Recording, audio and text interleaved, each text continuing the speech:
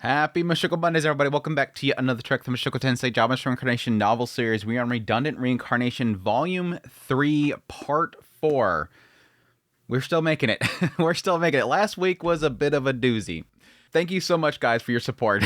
Just chat. It's all about you guys. Thank you guys so much for your support. Everybody in the DMs, everybody giving me some sort of confirmation that my frustration is founded. I was like, when I was editing it, especially when I was editing last Mushoku Monday, I'm like, oh gosh, I feel like I'm crazy here. I feel like I'm going to it's going to be one of those moments where I'm going to post it and people are going to go, what are you talking about, Andrew? It says this. Why did you miss this? I feel like I'm missing something. Did I misread something? But no, everybody in the chat just like, yep, now you know why people are frustrated with this volume. I think there is sort of a mixture of what people sort of seen in it, but I think overall everybody kind of comes to an agreement on it. There's even a lot of people saying this statement over here from Refugin or whatever. There's a frustration over here. I don't want to get too much in those things because I don't want him to kind of sway my mindset here. I want to see what Refugin says, then I'll look into that stuff. But for now, I just want to read it, see if I can figure it out, see if it's something that makes sense to me. And I think the general consensus was pretty much on board with me. I mean, there was that one guy. There's always that one person that's like, you're missing the point. Your Refugin is perfect. It's this. Sure. Okay. I got you. Whatever. I've had too many times in the past where I say, I don't agree with how he wrote it this way, or I don't like how this is flowing. Bodyguard was a huge one. There's times where I do sort of disagree with what direction he takes a character, but I'm always about the idea of the writer saying what they want to say. In the end, this is Refugin's writing. This is what he wanted to tell. If it works for me, it doesn't work for me, whatever. It is what it is kind of thing. Let's see what happens. Let's make it happen. But again, I do think that there is an agreement here. I think in the end, after sort of a week of, thinking on it and stewing on it, I think my perspective in the end really comes down to, I think there's three different things happening in that whole moment with, Rudius obviously figuring out, what's making him disgusted and ultimately coming to the conclusion of what he sort of wants for Aisha and Otis. And then, of course, there's the other element, which is the difference in the rules of the world. Again, I've said it several times. I understand there is a difference between what our world morally would allow and what their world would morally allow. I've talked about it extensively. We don't have to keep, beating that dead horse. I understand that really everything that has happened in the situation, and we see it as he goes around to everybody, they're all saying, what's the problem? It's normal in our world. This is seemingly fine. Aisha seems like a perfect person for him and all this kind of stuff. But we in this world go, no, gross, dude. She's been grooming him. And the age, what the hell? She's 10 years plus older than him. And he was 10 years old when it seems like he was, pursuing her. And apparently she thought something of him before even then. There's a gross, and again, to our standards, massively illegal aspect here that all seem to be playing. But my conclusion that I really came to in that moment with those three elements sort of being played out is that, yes, I think in the end that scene is him figuring out what the disgust is. Him realizing, oh, this is why I was disgusted. But I think the thing that bugs me the most about it, and I think most people gathered from me, I mean, there's a few people that are like, I don't get what you're not thinking the disconnection. It's two different things here. I get the distinction here. The problem is that Rudius keeps talking about the two of them together. He keeps referring to the whole situation as one, even after he's realized, oh, this is why I'm disgusting. So I can't separate the two. Mentally, I can't separate the two. And we can't just ignore the idea that his past life moral standards doesn't allow this because he keeps bringing it up. You can't say that it's not the issue because it is the issue. This is exactly what Rudius himself is thinking. Because in the end, that's what's on his mind. You can't make the distinction because that's what's on his mind. He's still holding those standards. They're still in his mind. And he's still thinking about his brother. There's a point to that. The only way that I really come to a calm decision about the last chapter is just for me to personally break the two. I have to ignore the connections. And I can come to, if that's the case, if I can come to a conclusion and rest it, and we're still going to look into it, obviously. I'm assuming there's going to be still some more to come, obviously. We're going to see some conclusion come from this. Maybe he'll dip in it again. But for now, I'll just say, okay, we're making a distinction here that this is what made him sick. And because now he's realized that it's the only reason that he was disgusted by the situation with Aisha and Otis is just because his own torment back here that's still dwelling up in him Now I'm going to accept this. That's really what it comes down to. It wasn't that I was, seeing it as improper that they were getting together. I was just disgusted because of my own trauma, and now that I figured that out, I want to allow this.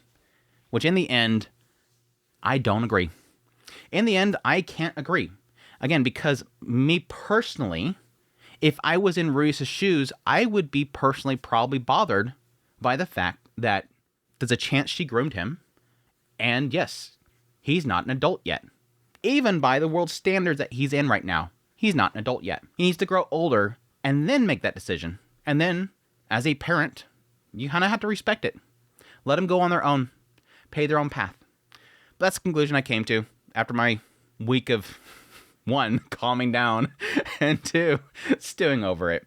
But again, I appreciate you guys' support and all the kind words and all that stuff. It means a great deal to me. I was kind of stressed out. Mainly posting it last week because I felt like maybe I'm going down some weird rabbit hole and I'm just an idiot. But again, obviously that was the big controversy, at least the second one.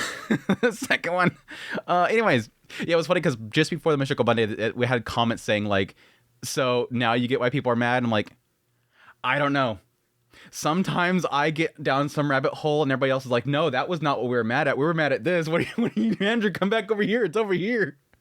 It's good stuff. Yeah, I love it. That's, in the end, it's like, even when moments like that happen, I have a lot of fun with it because some people will go, oh crap, I never thought of it that way. Or, we come to disagreements or we come to agreements. It's great. It's great in the end. I love when there's disagreements more than even agreements because I think there's sometimes I can shed a light on something that somebody didn't think about before. And a lot of people get frustrated by it, but I think a lot of people appreciate it. And there's aspects where people shine a light on something that I didn't really think about. That's what makes this interesting. I don't think it's that interesting to see everybody have the same reaction. I think there's some cooler moments when people don't have the same reaction. Because I think there is sort of a lived experience that everybody has that'll see things differently. And some people don't really care about the whole moral standards aspect of our world. And they're literally like, I don't give a rip. He should be with her. That's your take. That's your take. I think there is elements of disconnection here. In the end, like I said, even if I disagree with it, it's still a book. It's still a book. Anyways, I'm getting back in that. Hey, chat. Hope you guys are doing well. Thank you guys so much for the premiere. Appreciate you guys' support, your kind words, all that stuff. And yes, most of all, greatly, greatly appreciate it. Support channel monetarily, the Patreon, tips, links, super thanks, memberships, all that stuff. Thank you, thank you, thank you. Our longtime supporters on Patreon, you guys means a great deal to me. And yes, those that supported in the chat last week. We had Eric with 17 months, actually technically not in the chat. He messaged me going, hey dude, I've been a member since 17 months. Why am I on the credits at the end? I'm like, oh dude, I'm so sorry. We just get so much flood from Nicholas and whatnot from all these gifted memberships. And it's so hard to keep track of who is a gifted and who's actually supporting themselves. But anyways, thank you, Eric, for long time support. Nicholas, like I said, with 20 gifted memberships, thank you, thank you, thank you, and 29 months, thank you for your longtime support, Nicholas. It means a great deal to me. You're basically like our dealer of memberships. He's over the side like, hey kid, you want some membership? Got some memberships for you. Catch. Oh, you missed you? Too bad. Anyways, Sulfuric Drake with a membership and a super thank you, Sulfuric. Noah with 31 months. Thank you for the long time support. Rose Moist with a whole bunch of supers. We had a goal and he pretty much met it himself. Even at the very end, throwing that last one in there. Thank you so much. Soundway with a super. Thank you. Orsted Cultist with 23 months. Ken Somez with 18 months. And Guzmek Diesel with a super. Thank you. You guys are so amazing. But with that said, anything else that I had? Oh yeah, I did want to point out, Lucius did point out in the chat that apparently in the web novel version, the whole situation with Aisha having dirt on people was apparently a lot better explained there. And it was the idea of, yes, Aisha not wanting people to betray them, for the sake of the fact that they are working against the man god, in order to have dirt on people so they don't do that. I get that. She had dirt on them so that they couldn't betray them for the man god. That makes perfect sense to me. But again, my whole stipulation there, my hang up there was really around Millennium Percenta. I understand the other parts because again, they're bringing in a lot of vagabonds. They're bringing in a lot of people that are down in the dumps or whatever. She's going to have dirt on people. That makes sense though. But again, I don't get it with Millennium Percenta. Again, their whole thing is with the whole situation with the Sacred Beast and the Beast Tribe and trying to become chief. I guess they technically could have something that maybe would affect them with the Beast Tribe. Again, I doubt it. When everything that he did for them, it just seems weird. But at the same time, again, I still hold to the idea that I could see her having a lot of that information for them, but not so much for all the other branches. It would still be a little bit difficult for me to really kind of... That's a stretch. That's a lot of people. It's a lot of people. But anyways, it's a cool information there. It does technically make it a lot more sense to me. But anyways, is that it? Is that it? Yeah, I think that's it. Let's dive into our next part. Now that we're 10 minutes in. Extra chapter. Lucy is angry. They said that Lucy was going to beat the crap out of him. We'll see. That day, Lucy Greyrat caused a violent incident at the school and was suspended. What? Wait, what? The cause of it all, needless to say, was a message from home. Otis and Aisha had eloped. Was she cause of violence to somebody because of it? The news came directly from Lucy's real mother, Sylphiette. The moment she heard it, Lucy's mind went blank. Although Sylphiette told her, "You can take the day off from school," her feet unconsciously carried her there. And before she realized it, she was in the classroom being asked with concern by her classmates. When her close friend had asked what happened, Lucy told them everything she had heard from her mother. Normally, Lucy would never have spilled such a scandalous detail so easily. But she was in the midst of confusion. She had lost control of herself. As she spoke, tears began to fall. The sight of Lucy crying like that was a shock to all of her classmates. After all, Lucy Greyrat was known as an excellent student with good behavior, cheerful and kind, always smiling, with a wide social circle, well liked by the teachers and trusted by the upper and lower classmen alike. She was a true class leader. It was the first time anyone had seen her show such vulnerability. The other students tried to comfort her. However, they weren't exactly experienced in life either. Barely in their teens, with only a few have reaching adulthood. So their words missed the mark. If you think about it another way, maybe it's actually a good thing. I mean, things that made, the position of the next head of the family is now open. I see who gets punched. I know who gets punched. What the hell was that comment? Now you could take over the This makes sense. This is like that whole situation. This is nobility. This is nobility. All these people can think about is who's going to take the next to the house. And you probably have a lot of people in her class that all would like to take it from their, the heir of their family. Oh, I'd love to take that position. I want to be the first son or whatever. That comment stemmed from the time that Lucy had complained in the cafeteria about Otis, saying he lacks awareness as the next head of the family. It hadn't been a serious complaint. She was just venting about a minor mistake that Otis had made. At the time, she even said, half-jokingly, "Oh, if I were the next head, I wouldn't make Mom mad like that." Yeah, that sort of is easily misread there. That's something I could see misread. So the classmate's comment was probably half in jest as well. Under normal circumstances, Lucy would have laughed and said, "Geez, don't even make a joke like that," and maybe given a playful shove, regardless of how she felt inside. But that day, Lucy was not herself. The very next moment, she punched the classmate who had said that square in the jaw. Okay, I want to apologize. Lucy, that was wrong. That was wrong. And so, Lucy, now suspended, lay face down in the bed of the Greyrat family's second resident in the Kingdom of Asura. "Lucy, I'm coming in, okay?" With those words, Sylphiette entered the room. She hadn't rushed back home after delivering the news about Otis and Aisha, likely because she had anticipated the situation. She thought she was going to punch somebody, or that she was going to crash out. Sylphie knew that she was going to crash out. She knew Lucy would be the most affected. Sylphiette sat on the bed beside Lucy and gently stroked her daughter's hair. She knew that Lucy would be the most affected by the situation? No, outside of Otis and Aisha, I think it would be Lilia, Rudius, and then probably Lucy at that point. Mainly because Lucy has been sort of portrayed as somebody that takes a lot of pride and expectation to her role as the big sister. This is, again, like they pointed out in that last chapter of this volume, or that short story, is like this is something that she wants to do because she feels that she's supposed to do this. It's like her role to do this thing. And they really appreciate it. Like all the other brothers and sisters, they all look up to her. One of your best friends came by earlier. He wants to apologize. He said, "I'm sorry for saying something so awful." "Okay, I sent him home for today. But you need to apologize to him properly too, okay?" "Yeah, I know." Lucy responded, but didn't lift her face. Instead, she pressed it into her mother's lap. "Hey, Mama. What is it, Lucy? Why did Otis and Aisha do something like that?" Maybe it was an impulse at the moment." At those words, Lucy tensed up. I wonder if she's going to blame herself. Because of what she said at the end of Volume 2. She must have thought, how could they not tell the difference between something that it's okay to do on impulse and something that isn't? Also, maybe because Rudy was too stubborn and Lily was too strongly opposed. You know how, despite everything, when those two strongly insist on something, no one else can really say no to them? Mama has more influence than them, though. Lucy wasn't wrong. Sylphiette had considerable influence within the Grey Rat household. Reese treated all three of his wives equally, but the other two mothers deferred to Sylphiette. That might be true, but Lilia rarely asserts herself. And this was about Aisha, right?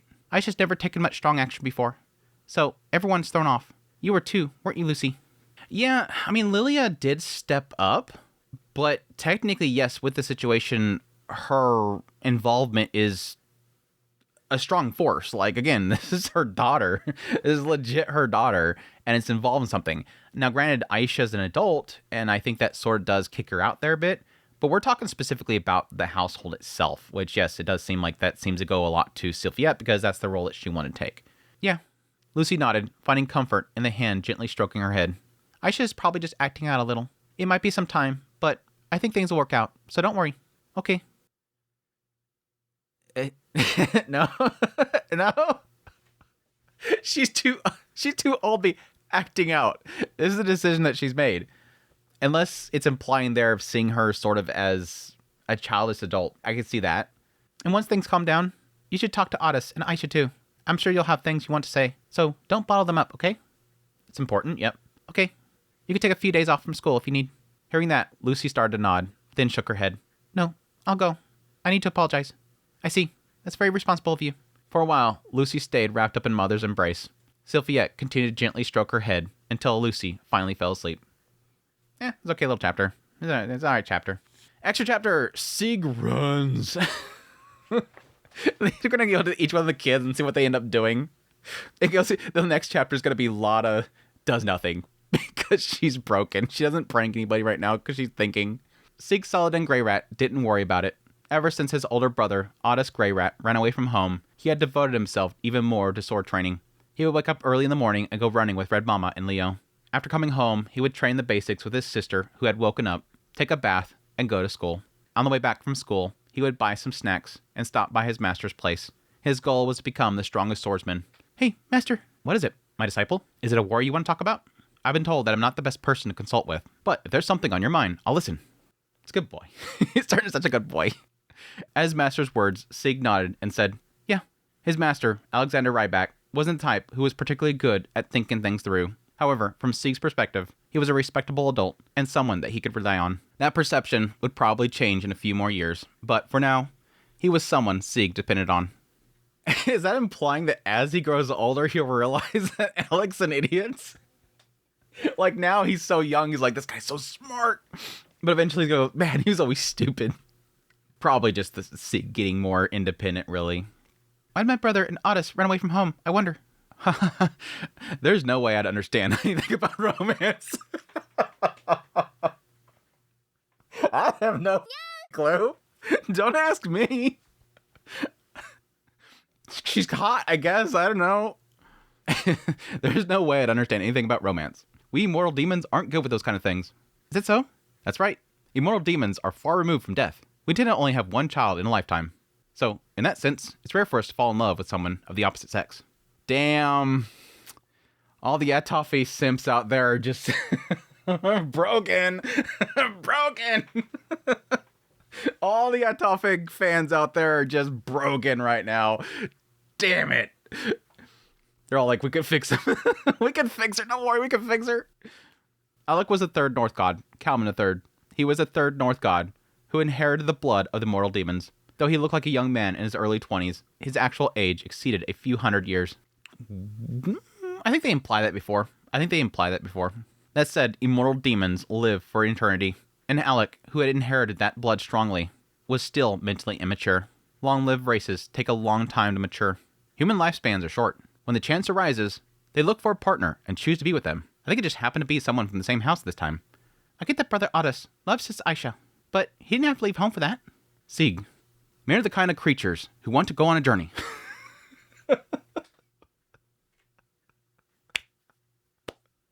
I love his logic. I'm sorry. He's a man, so he wants to go on a journey. But since Aisha is a girl. Alec averted his eyes. He was a man who didn't understand women at all. All right, then, today I'll teach you a new technique. Change the subject. Him and Lotta, dude. Him and Lotta are like just so similar. I give up. Let's go do something else. Now my brain is shipping them. My brain is shipping the two of them. That whole scene with her sticking the things on his back and him knowing that she's doing it, but just allowing it. Like her just pranking him like crazy and ever. It would be like the greatest dynamic. Just them traveling together, I think, would be great. Just them, the two of them going on her adventure together and just her doing pranks on him just because it never gets anything out of him. It would be a great comedy routine. Just her doing the worst stuff, just something exploding in front of him and him being charred, but he doesn't respond to it. It doesn't actually hurt him because, again, his blood. It would be perfect. It would be Anyways, the Alec and Lotta ship right there is in my brain. I can't get rid of it. I'm sorry. All right, then. Today, I'll teach you a new technique. Although the topic was blatantly shifted, Sig didn't mind. When Master said he didn't know something, it really meant he didn't know. And that was fine. Sig had learned over the past few years from Alec's behavior that adults didn't necessarily know everything. That's a good understanding to have. What would you have done, Master? So Sig ignored his master's diversion and continued asking questions. Blue Mama had taught him, listen carefully when people speak. But, unfortunately, many of the adults around Sig were the type who didn't listen to others. Got that damn right. But also, even if adults didn't know everything, they could still offer hints. Meh. That was, too, something that Blue Mama had taught him. She's smart. She's very smart. Alec made a slightly sour face. Normally, he would have ignored Sig's words and started training, but he didn't want to neglect his young disciple. Placing a hand on his chin, he began to think seriously, which was unusual for him. That said, even so, he was a type whose thoughts were so futile and more akin to taking a break. What? If it were me, well, it's common for a hero who's been forbidden from marrying a princess to take her and go on a journey. So I think I would have eloped, just like he did. Sig was still young, but maybe if he'd been over 20 and had learned more about the world and common sense, he might have thought, that's not quite right, is it? So, Brother Otis wanted to be a hero too? I'm sure he did. I see. He did talk about, like, this self that he wanted to be that's technically there. Back when Lilia was, reprimanding Aisha, he thought about this, like, ideal self that he wanted to be. Maybe he's thinking about a hero. If one wanted to be a hero, taking the heroine and fleeing from evil was something that made sense. But in that case, the evil in Otis' story would be Papa. He would be the Demon King. That day, the one opposing Otis and Aisha being together was Papa. And as Sig, Papa had to look a bit like a villain. It was the first time in his life that he found Papa even a little scary. That's a stretch. It's a bit of a stretch. Papa was always cheerful and kind, but if Sig ever tried to do something in the future that Papa disapproved of, he might also face opposition like that. That was a little scary. I can sort of see a child's mind go in this direction, but I don't think this is right. This feels off. This feels a little off for me. Now that he thought of it, his sister Lucy said something like that too. Maybe Lucy had realized that about Papa much earlier on. Did they ever talk about him reprimanding Lucy? She was afraid of him, but I don't think they ever implied that he did something to scare her. It was just that he wasn't really around much. That one feels off too.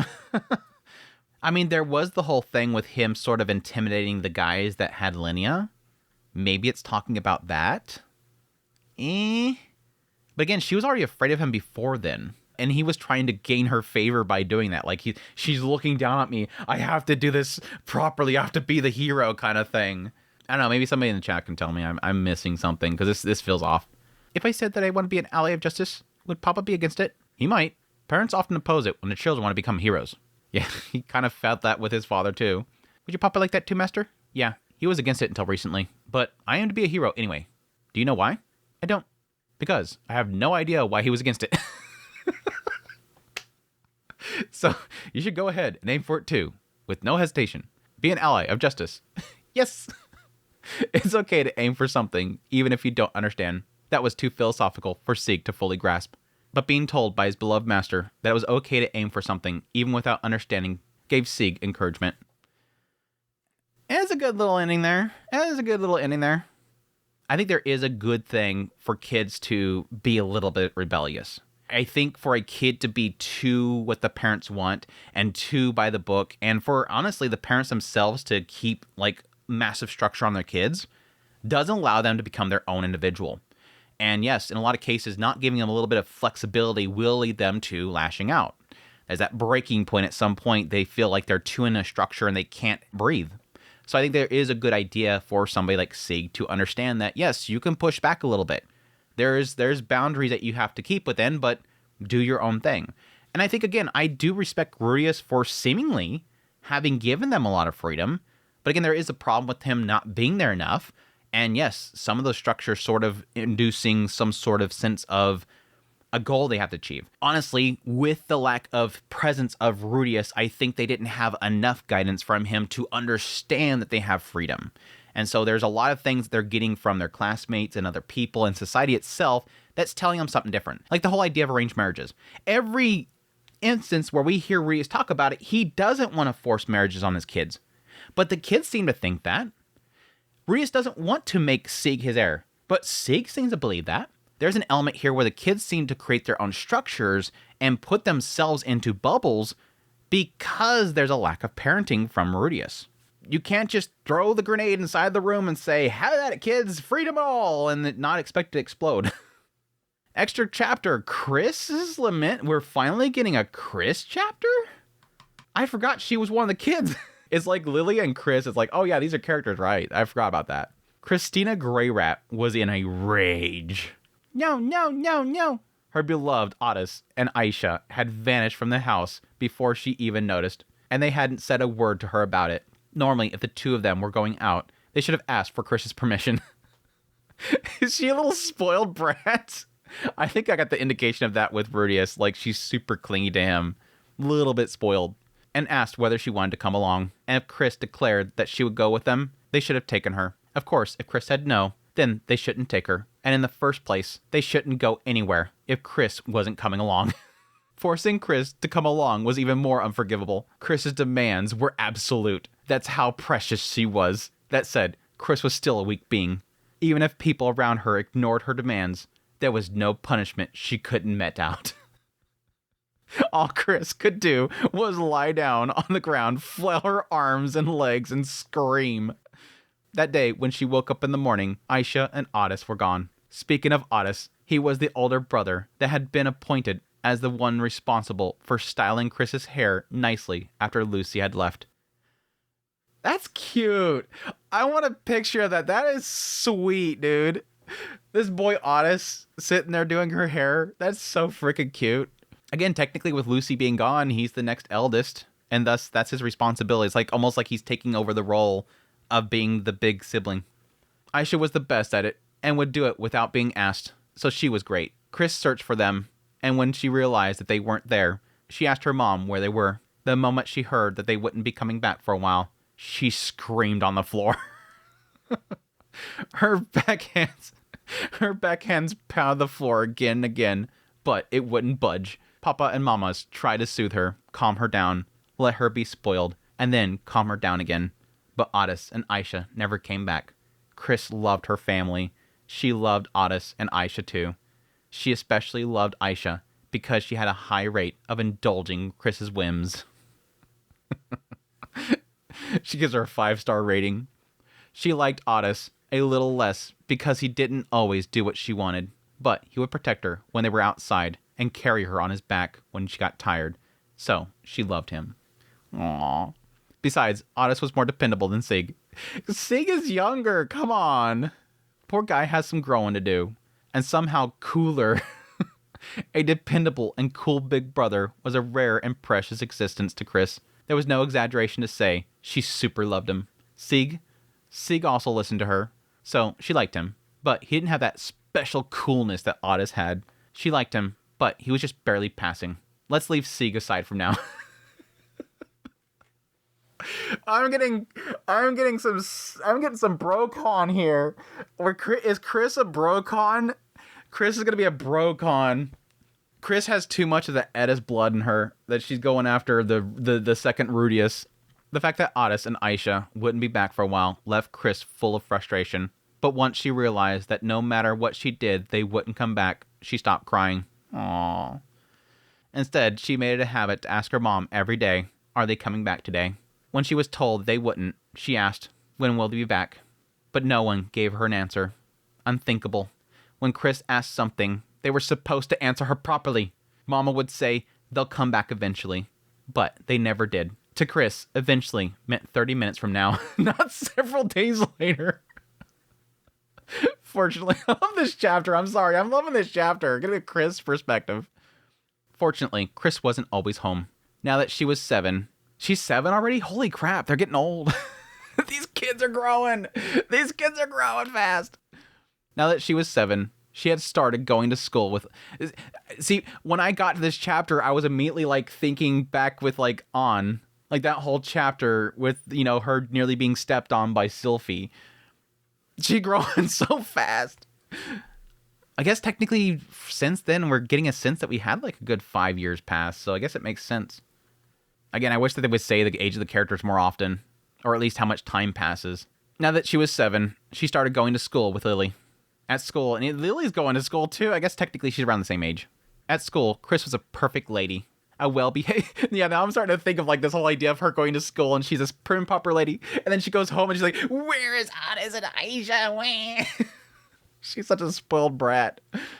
At school, Chris was a perfect lady, a well-behaved honor student, so she didn't throw tantrums. At least, that's what Chris believed. So instead, she bottled all up and let it all out once she got home. She would pull on Bite's vines, tug Leo's fur, and smack the hard parts of Dillo's body. When she did that, they were gentle to her, but if the mamas ever saw her, she would get scolded. Everyone hates when you do that. Why would you do such a thing? Red Mama would be especially angry. Because... She couldn't say what come after because she was just venting her frustration, and Chris knew that she'd get scolded if she just told the truth. That's why she couldn't say it, but for her it was perfectly valid reason. Come here. Red Mama didn't just scold her with words. When Chris threw a tantrum, she usually handed her a sword and told her to swing. Chris was a girl who admired princesses. She didn't want to swing a wooden sword. I was about to say, I thought it was going to be a whooping. Didn't just say, we're just whooping. Okay. But she knew that throwing herself on the ground and throwing a tantrum didn't work with Red Mama. You'd think it would. Edis, of all people, probably know damn well what that's like. She's just like her mama. Chris is just like her mama. Edis was a little spoiled brat back when she was in nobility. A little violent brat that got whatever she wanted. But I guess at the same time, Edis knows more than anybody else what to fix that. Edis knows what fixed her. Swinging the sword. That's what fixed her. Having some sort of goal, something to vent her frustration physically. That's exactly what Edis did. And it sort of straightened her up. The other mamas would have at least responded with an, oh dear, what can we do? But Red Mama was different. She would fold her arms and look down with a firm expression and say, I will absolutely not forget this. And she wouldn't budge until Chris stopped crying. That was why Chris never wanted... That's why Chris never wasted her tantrums on Red Mama. This is totally one of those kids. This is totally one of those kids that's looking around. Where's that person? Where's that person that will listen to me? No, they won't listen to me. There they are. Wait! Like, it's totally that kid. The kid that will look for the parent that will listen to them. The one that will go running to that one to cry in their arms. That's totally Chris. Which one will spoil me? Which one will listen to me whining, and they will hold it, and they will trigger it the moment they want it? That kid. That's why Chris never wasted her tantrums on Red Mama. So Chris threw herself into sword training until she was completely exhausted, until she had no energy left to throw tantrums. Surely these days would continue until Otis and Aisha returned. I love that chapter. I love it. Again, I love seeing the other characters. And we get another one. Lily's next. I love these chapters. We're finally getting the other kids. They're finally giving them some attention. All these little side note characters that we never got to touch on. Extra chapter, Lily Begs. Lily Grey Rat is a bundle of material desires. That day as well, she desperately wanted a magic tool she saw in a shop on the way home from school. However, Lily knew magic tools were expensive and only bought occasionally. And since she'd just been given one about 10 days ago, it would probably be a while before she was allowed another. But Lily just couldn't stop wanting that magic tool. I'm surprised, like, Orsted ain't, like, supplying her. Like, she got, like, the perfect supplier. Just go over and knock on Orsted's door. Just walk out of the town, go over there and knock on Orsted's door. Hey, I want more tools. Here you go. There's a whole bunch of weird stuff you could take apart. It's like, for some reason, Lily keeps showing up with a bunch of random magic items and stuff. Yeah, she stopped by Orsted again. He's got a supplier down the street. He's always giving her a fix. No! Yeah, go to Zenoba. Zenoba's got the magic tools. Again, Orsted's going to have magic items. I'm assuming magic tools is probably magical implements. Things that are actually created by hand and putting magic spell circles on it and stuff. Whereas magic items are, like, infused by mana from, like, dungeons. I mean, I can see, like, Orsted having some stuff, too. They could probably give her. But, yeah, Zenoba's store.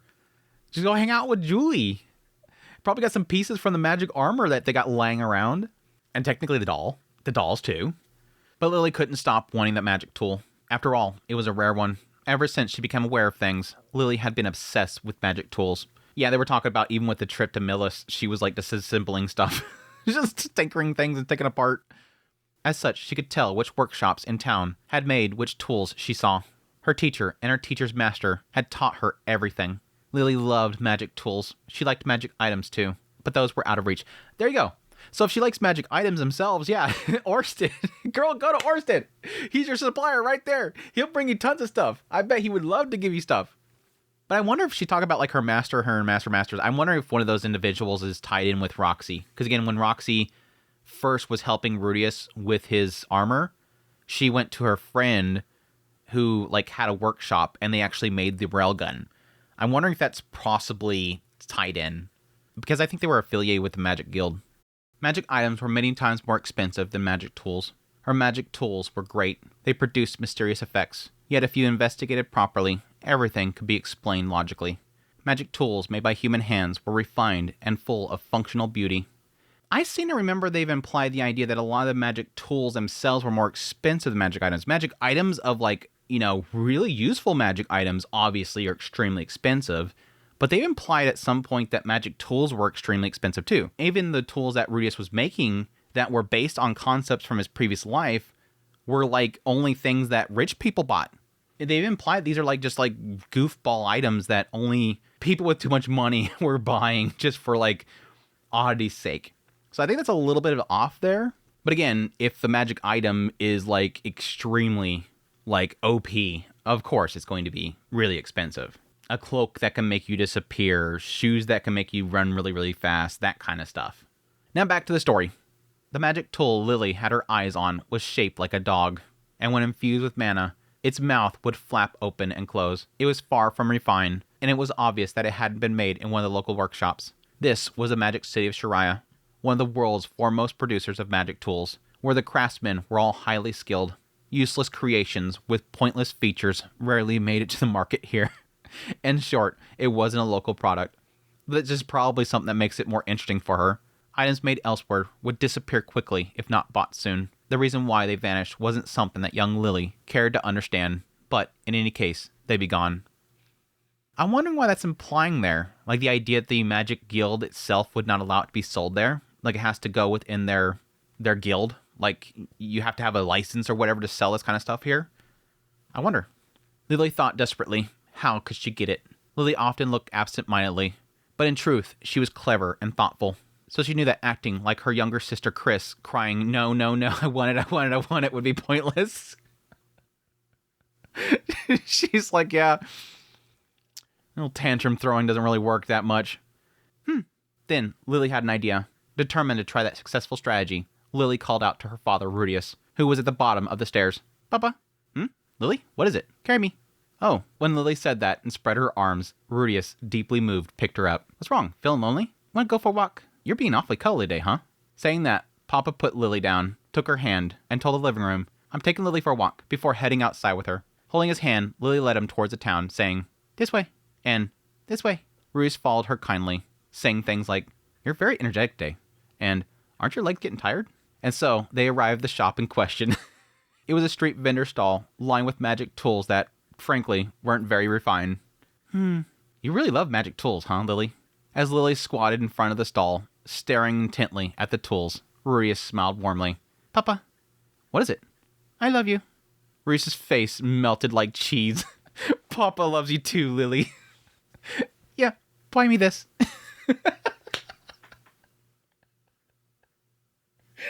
I love you so much, Papa. Oh, I love you too. Buy this for me. It's just like there's no technique here. There's no like strategy. You gotta, butter them up a little bit, swing them in this direction, lead the conversation, like put a little bit of a hint there. No, just love you, buy this. Just go from step 1 to step 20. Oh gosh. Reese's face instantly went serious. He realized he walked right into a trap and had been lured into a begging scene. You see, if I buy something too expensive, Mama will scold me. Don't tell Mama. Where does he even learn stuff like this? From Lotta, Lily had seen her big sister successfully use this same strategy. I thought it was Lucy from the whole, pick me up, but yes, technically Lotta does that too. She had seen her big sister successfully use the same tactic to get what she wanted. Yeah, it was a wand thing or whatever.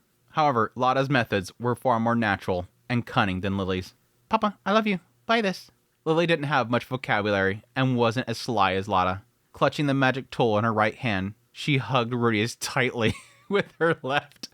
She gave off the same stubborn aura Chris did when she refused to budge until she got what she wanted. Chris would have cried and screamed, no, no, no, no, I want it, at this point.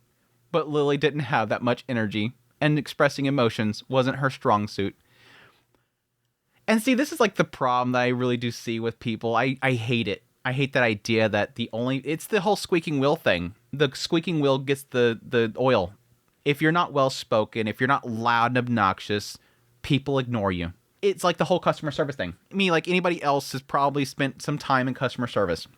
That whole idea that you have this whole like return policy thing, and like if it's this type of product, you can't return it. If it's after this date, you can't return it. If you don't have the receipt, you can't return it. There's all these rules and restrictions for returns, and you can have this old lady that's super nice, and she's like, "Can I return this?" I'm like, "Ma'am, no, I'm sorry.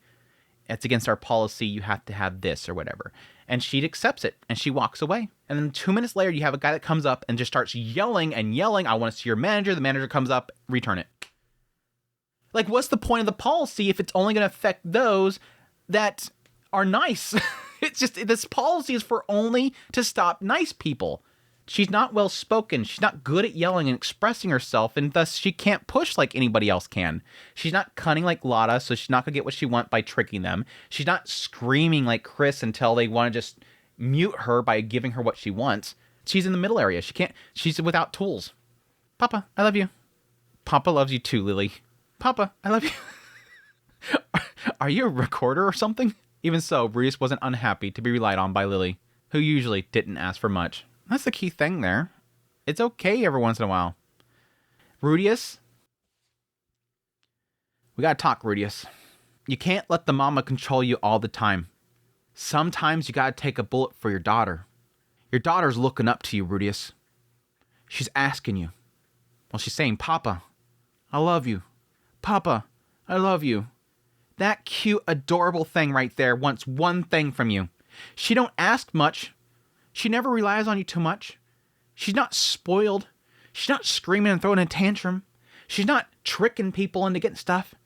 She's relying on you one time. She's asking for one thing, and you're saying, I can't because Mama will yell at me. Take that yelling, Rudius. For Lily's sake. Man up, boy. Be brave.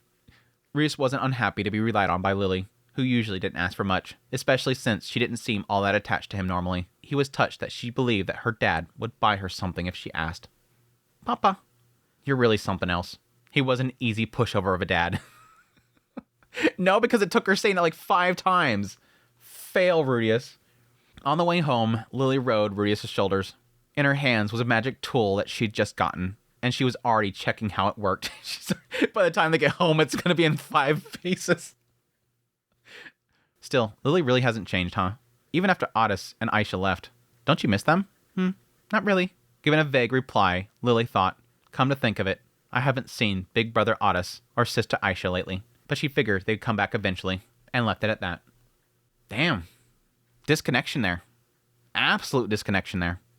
Again, very different than what we've seen with Chris. Chris really likes Otis. Likes Aisha too. Lily's just like in her own little world. She just wants to focus on her one thing. She just finds these things fascinating. This is her little world. It's interesting to see how differently each of the different children of the different moms, how they play out. Otis seemingly being pretty much taken care of and pampered by Aisha. Seemingly wanting to take his role as an heir seriously, even though he doesn't really know what he wants to do there and if that he wants to do it. Chris seems very, very spoiled and just wants to be attended to. They both seem kind of a split of Otis in a way. Like, they both take certain characteristics from Otis and sort of split them in half. They do seem like if you brought them together and made them one thing, they'd be Otis. With Lily and Lotta, I'm actually curious if I might see something like this in Roxy Gets Serious, and that makes me actually want to read a lot more now, which we'll get to eventually. I'm surprised I waited this long. I'm curious if somewhere in there with Roxy Gets Serious, we might see the younger side of Roxy, and if she will more fit the realm of Lotta, because Lotta just seems so disconnected from Roxy. Lily seems more like Roxy. But the two of them, I just see more of the soft-spoken element of Roxy and the intuitiveness and genius that is Roxy. Not as much as the other ones with the personality. And that's obviously due probably to the upbringing and the idea that Roxy for so long was isolated and not knowing how to communicate to those around her until she left home. Lucy and Sieg, though, Lucy definitely feeds a lot off of Sylphie in her desire to kind of fulfill what Rudius wants. But she seems much more independent. Sieg is just an oddball. Sieg is through and through an oddball in that situation there. Not really seemingly getting much out of Sylphie and personality. I would love to actually do a breakdown of those, because I think that is sort of an interesting kind of thing to see. Anyways, extra chapter, Lotta feels unusually lonely. Lotta chapter, hype, best Daughteru Lotta. When Lotta Grey Rat woke up, there was a big dog beside her. This dog, who called himself the Sacred Beast and guardian of Lotta the Savior, was her underling. His name was Leo. Although he was Lotta's underling, he was also a capable dog who became her pillow at night. Lately, though, he hadn't been very aware of his duties as her underling, as he would get up early in the morning and go for a walk with Red Mama. Yeah, it just feels like he just wants his walkies. He's like, doesn't he just ditches her? I did kind of get it's funny that I actually got a sense of that. I got a sense of that every now and then. It would like feel like, wait, he left Lotta? Wait, what? Like him leaving to go talk to the blessed child's owl. What? Again, unless he beforehand set that up. Like she said, hey, I'm going to ditch you guys. Lotta used to go with them too, but since getting up was a hassle, she stopped tagging along. When Lotta woke up, she found herself alone in bed, and outside the bed waited Leo, determined not to let her go back to sleep. I know. When she tried to flop back in bed for another nap, Leo grabbed her with his mouse and pulled her up. Her underling seemed to wish for Lotta to live a proper life. Even now, he was nagging her telepathically about this and that. While replying that she understood, Lotta sluggishly got up. Still in her pajamas, she left the room. When she went downstairs and peeked out the window, there was Red Mama. Sieg was doing practice swings. Lily and Chris were there too. Not long ago, Lucy and Otis would have been there as well, and Lotta would be half forced by Lucy to join. But Lotta found swordsmanship to be a hassle and didn't want to join. She would insist that her magic was better, but Lucy said something like, "You can't just do one thing or another. That's not enough." Now, though, Lucy and Otis were both gone. "Come on, Lily, Chris, just a little more effort." "Ugh, I don't want this anymore." That must be Chris. Now every time I think of Chris, I'm going to think of throwing a tantrum. Oh, gosh. But no, going back to this. Curious. She insisted that magic was better, but Lucy said something like, you just can't do one or the other. That's not enough. That's weird because I guess we got a sense of that with Lucy dueling Otis, that she was doing that, but she was doing that as a mage, and that she felt like if she wasn't using magic that he would take her on. there's always that idea that if you're not like getting a battle aura and fully training in swordsmanship, you might as well just go full magic because like Rudius isn't going to go melee on people. Maybe the idea there is sort of trying to produce a battle aura. I don't think they've yet implied that any of them have a battle aura yet, or if they are producing a battle aura. If I was Rudius and I was raising kids, even if I wanted to train them in magic, I'd want them to produce a battle aura because it seemed like that was such a crippling negative that Rudius never had that. That's like one of his biggest weaknesses. That's why he had to make the magic armor. Literally, that's why he had to make the magic armor. Taking their place, Lily and Chris started joining the morning sword training, but they weren't very enthusiastic. Edis has got to train somebody. It's your guys' turn since they're not here no more. Both Lily and Chris were obviously unmotivated. I'm going to do 100 more swings. Good, that's the spirit. Sieg was needlessly energetic, but since it was well known that he was secretly learning the North God style, Red Mama didn't push him too hard to learn the Sword God style. Interesting, allowing him to go that style. And again, Edis has no attachment to Sword God style. It's like, no, you have to go mine because it's the best method. No, whatever you want to do. Again, it goes that whole like mentality that I had that I assumed that she was going to push it on Otis. No, he picked up a sword. She's like, oh, cool, let's do it. She was going to force him to become a swordsman. It's cool. I like how loose she is with the children, even though she's forced him to train right now. Red Mama looked as usual, but since Otis left, she did seem a little less lively. Oops. When Red Mama's gaze turned her way, Lotta quickly pulled her face back from the window. If she got told something like, you come too, she'd have no choice but to go. Lotta wasn't assertive enough to defy her mamas. Grandma, breakfast. Oh, yes. Please wait just a moment, Lady Lotta. Red Mama wasn't the only one lacking energy. Aisha's mother, Grandmother Lily, had also visibly lost her spirit. In just a month since Otis disappeared, she had become gaunt. The other grandma was worried too, and seemed to want Lotta to say something. Zenith's over there like, hey, come on, girl, please help my girl out. Help my wife out. Zenith's over there like, help my wife out, Lotta, please. I can't say anything to her. It was delicious today too. Since Lotta had nothing in particular to say, she gave her usual breakfast comment for now. Lilia gave a small smile, so Lotta figured that she wasn't wrong and left the breakfast table. Yeah, sorry, Zenith. You're asking a kid to try to solve this problem. She ain't gonna be able to help much. I guess it's nice. It's a nice little thing just to let Lilia know that she's doing something nice. Appreciate your efforts. Even though you're going through this problem right now, you're appreciated. You have value to this family. While changing back in her room, her young sister Lily and Chris returned to the room too. Chris was even a more spoiled lady than Lotta, always complaining about training or studying. But unlike Lotta, she seemed to actually enjoy moving her body and looked satisfied after the morning exercise. Yeah, Lotta just wants to Lotta just wants to lay down. Lotta just wants to lay down. Lily, on the other hand, was already fiddling with the magic tool she'd been bought recently. Both of them still slightly damp hair. Sis, Lotta, my hair. Chris sat down in front of Lotta with her back turned, so Lotta quickly tied up her hair with a ribbon. Normally, Lotta wouldn't do such caring things, but lately, Chris would cry if she didn't get this kind of attention.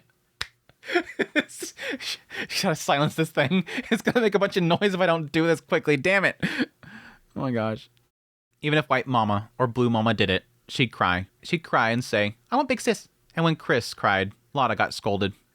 Wait, what? Even if White Mama and Blue Mama did it, she'd cry. She'd cry and say, I want big sis. And when Chris cried, Lotta got scolded. Like she wanted Lotta as big sis or Lucy. That's weird.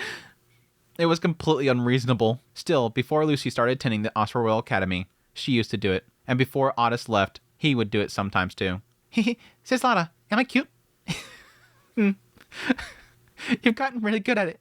I want to show it to Brother Otis when he gets back. Chris, in her own way, must have been feeling the loneliness of those two being gone. Once she got them dressed, Lotta loaded the easy-to-handle Lily and Chris onto Leo and headed to school with Sieg. Since Leo couldn't carry 4 people, Sieg had to walk. The old Sieg would have grumbled about it, but lately, he was so into physical training that he would probably run to school without complaining. Yeah, he's changed a lot. Sis Lucy, Brother Otis, and Sis Aisha should all come back soon. To her little sister, who knew nothing, Lotta simply nodded with a quiet,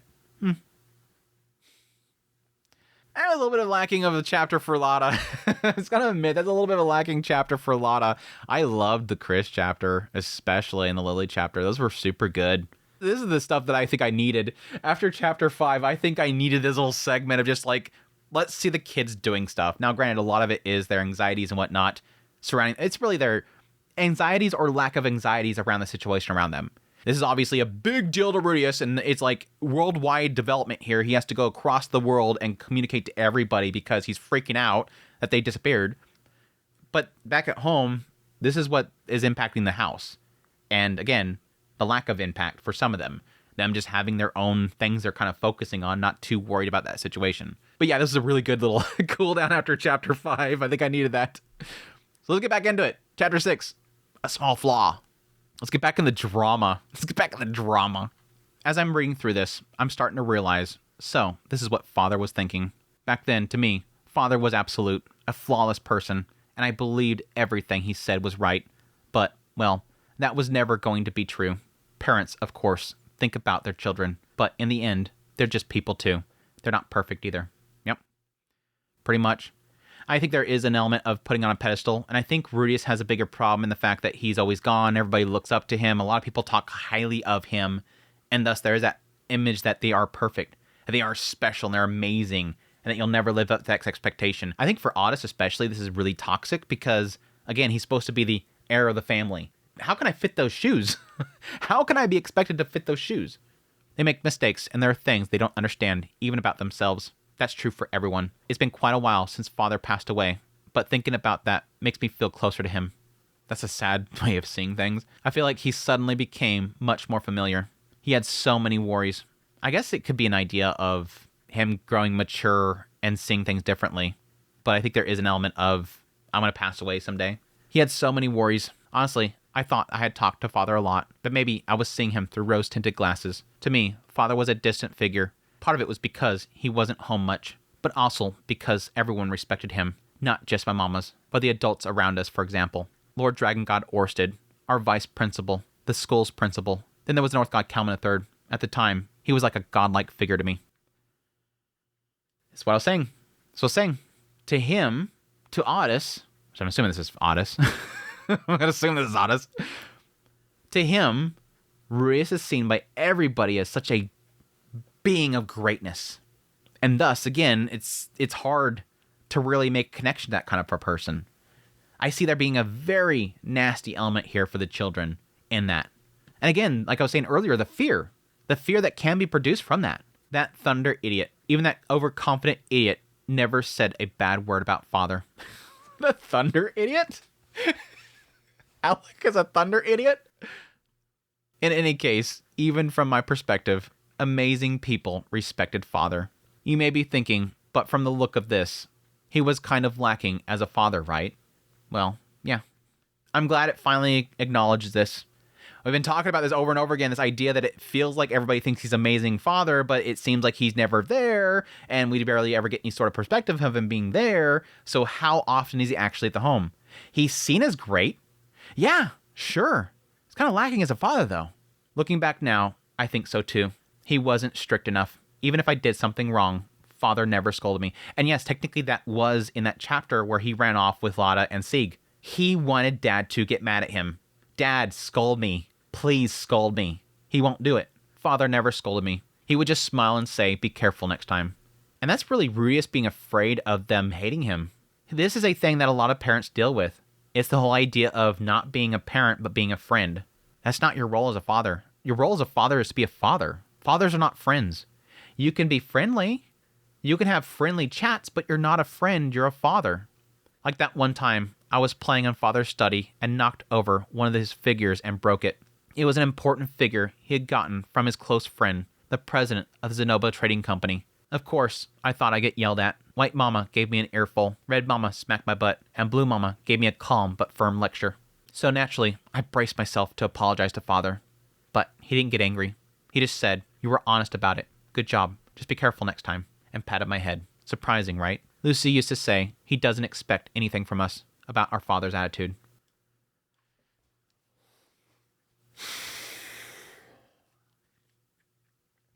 I think there's a contrast issue here.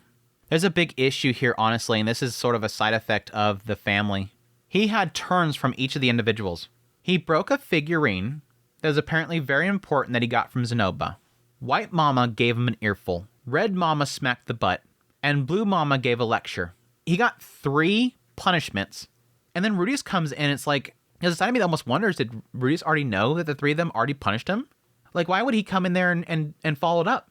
Like, in my household, when I was growing up, if I did something extremely bad, and I didn't do it much, and you'll know why in a minute, if I ever did something extremely bad, like one time, me and my brother stole a bunch of stuff out of a neighbor's house, like broke in and stole a bunch of stuff. My mother, yeah, how dare you guys? Why in the world would you do that?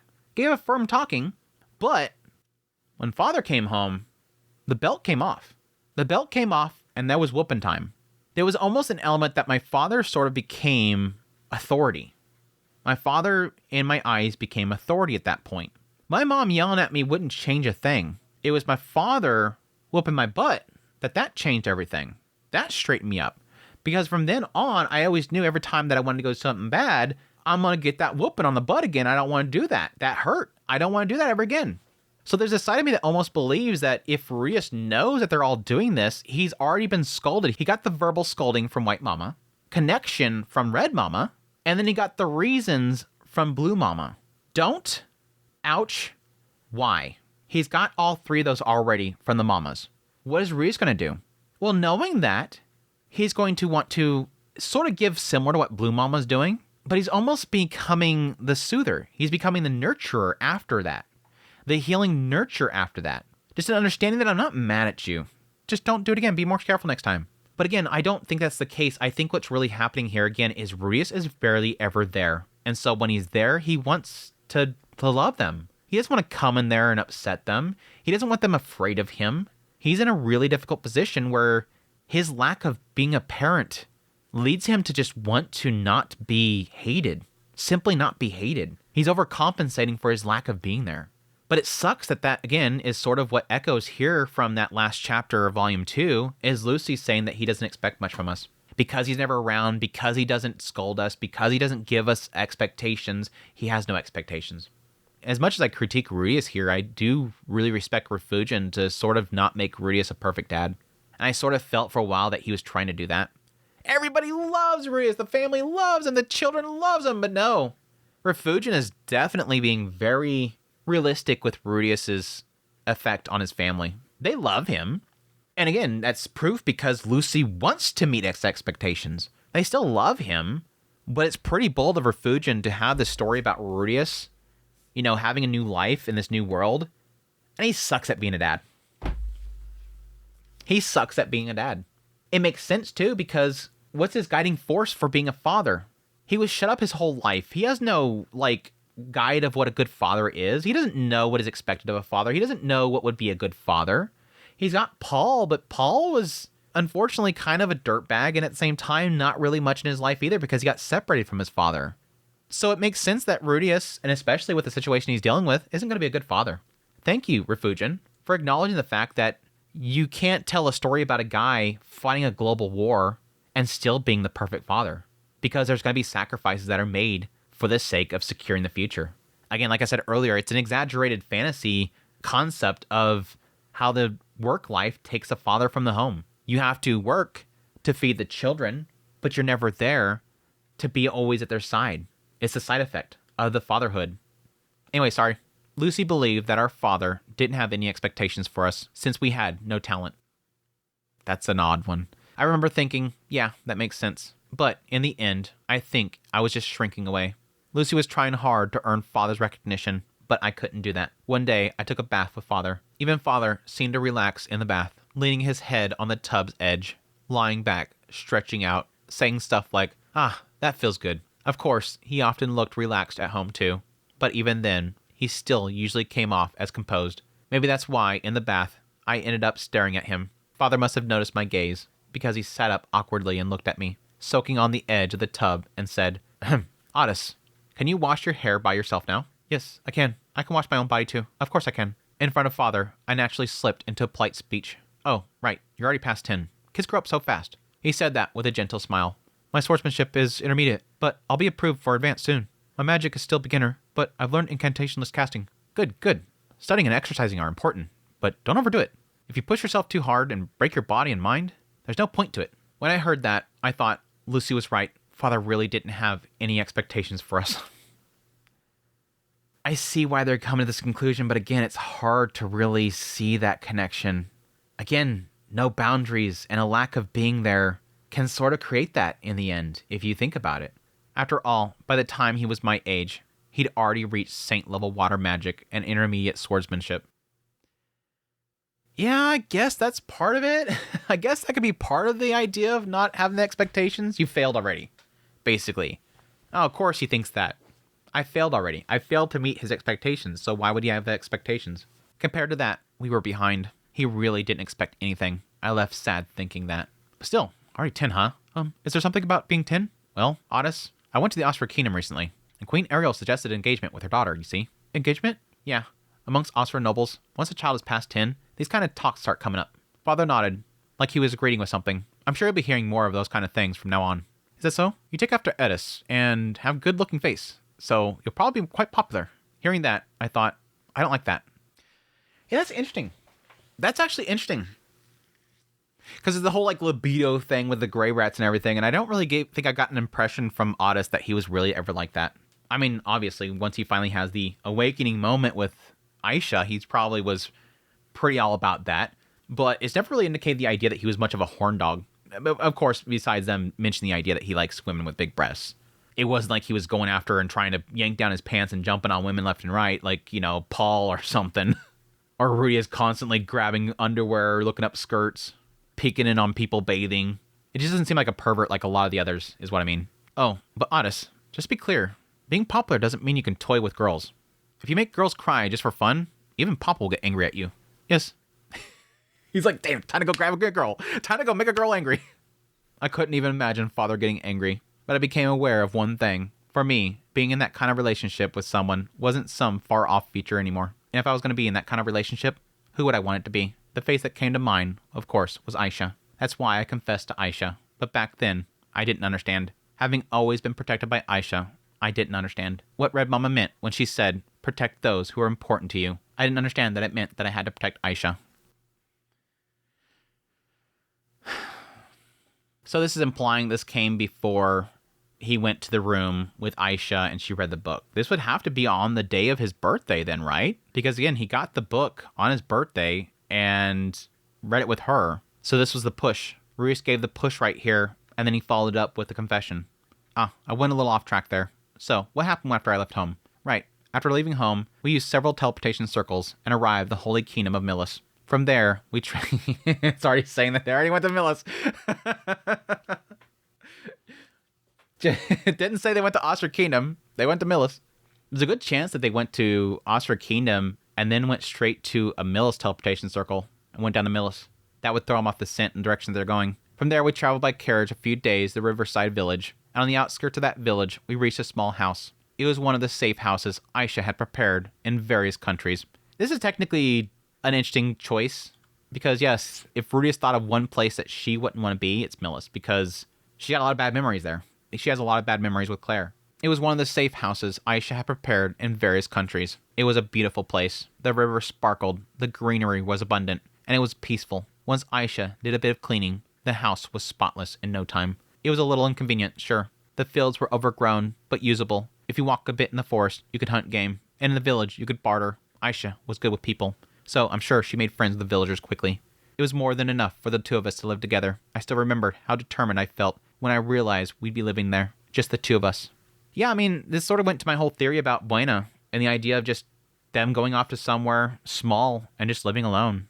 I mean, that's the best way to stay hidden, is to not go in some big city where you can have guards and whatnot that can report in. Again, places that's going to have, you know, Rudo Mercenary Band Corp members, guards that are in contact with, you know, their captains that are in contact with leaders that Ruiz is in contact with. Places that don't really have an immediate information spread. Basically like a web of information networks. Being in some small village out in the middle of nowhere is the perfect place, and they can have their time together and be alone. What more do they really want? It's never really gave an impression that, you know, Otis wants to be something in particular, so thus not being in certain locations is not going to impede him. And Aisha seemingly doesn't have much connections either. She doesn't have much dreams and desires besides now Otis. It's the flexibility they currently have and what their future goals are. They don't really have much future goals. I still remember how determined I felt when I realized we'd be living together there. Just the two of us. I'll do my best. I'll support Aisha. I'll protect Aisha. Of course, even on the journey, if monsters and bandits attacked, I stepped forward to fight. Unlike before, I didn't freeze in fear. The swordsmanship drilled into me since I was little worked well against both monsters and bandits, and that only strengthened my desire to protect her. Luckily, no one came after us. Kind of surprised that Aisha wouldn't just get a bunch of people to protect them on the journey. I don't see her relying only on him, because I can see her being a lot more resourceful about their protection, but luckily, no one came after us. Reading this book again, I figure Blue Mama probably laid the groundwork well. If Lord Pedagogus or Lord Orsted helped, they could have found us in no time. Yeah. Again, they already imply the idea that Lord Orsted learned about the whole situation from Roxy. She came and talked to him first. And there's probably a chance there that she probably requests that he speak to Lord Pedagogus? Question mark? Because I don't see Pedagogus meeting with her. Unless she went there and, pleaded with them, please let me talk to Pedagogus really quickly. I doubt he want to talk to her. Because she's Damon, obviously. But, again, can see all this stuff. Honestly, I was surprised that Lord Orsted sided with us instead of Father. Lord Orsted was pretty lenient with Father. No, lenient might not be the right word. They got along well. It's a question there. It is really a question mark there. And I think that could be an idea of Orsted seeing that Rudius is making a mistake, that he's going to cause bigger problems by pursuing this. Again, I think from that getting that chapter of Lord Orsted's perspective, there was a sense there of him being very liking the family. He liked the family. He liked what Rudius had made.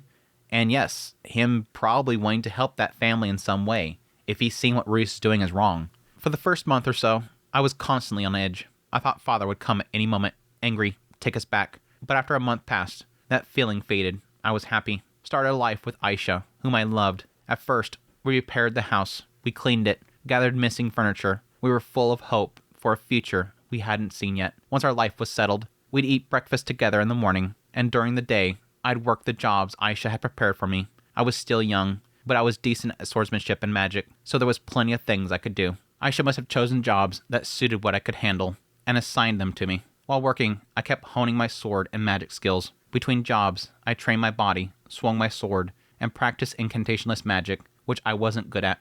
The repetition of training and real-world use was perfect for gaining experience. Yeah, I'm starting to feel like this is a point here where he has such a drive. He has something to really kind of build towards, and that's going to help him really grow faster. I think there is something that Refugian has gotten into several times with a lot of these different characters, that in a lot of cases there's no real kind of goal set before them, and thus they don't grow in any way. And then suddenly something is finally put before them, and then they have this massive growth. Obviously the biggest one being Gino.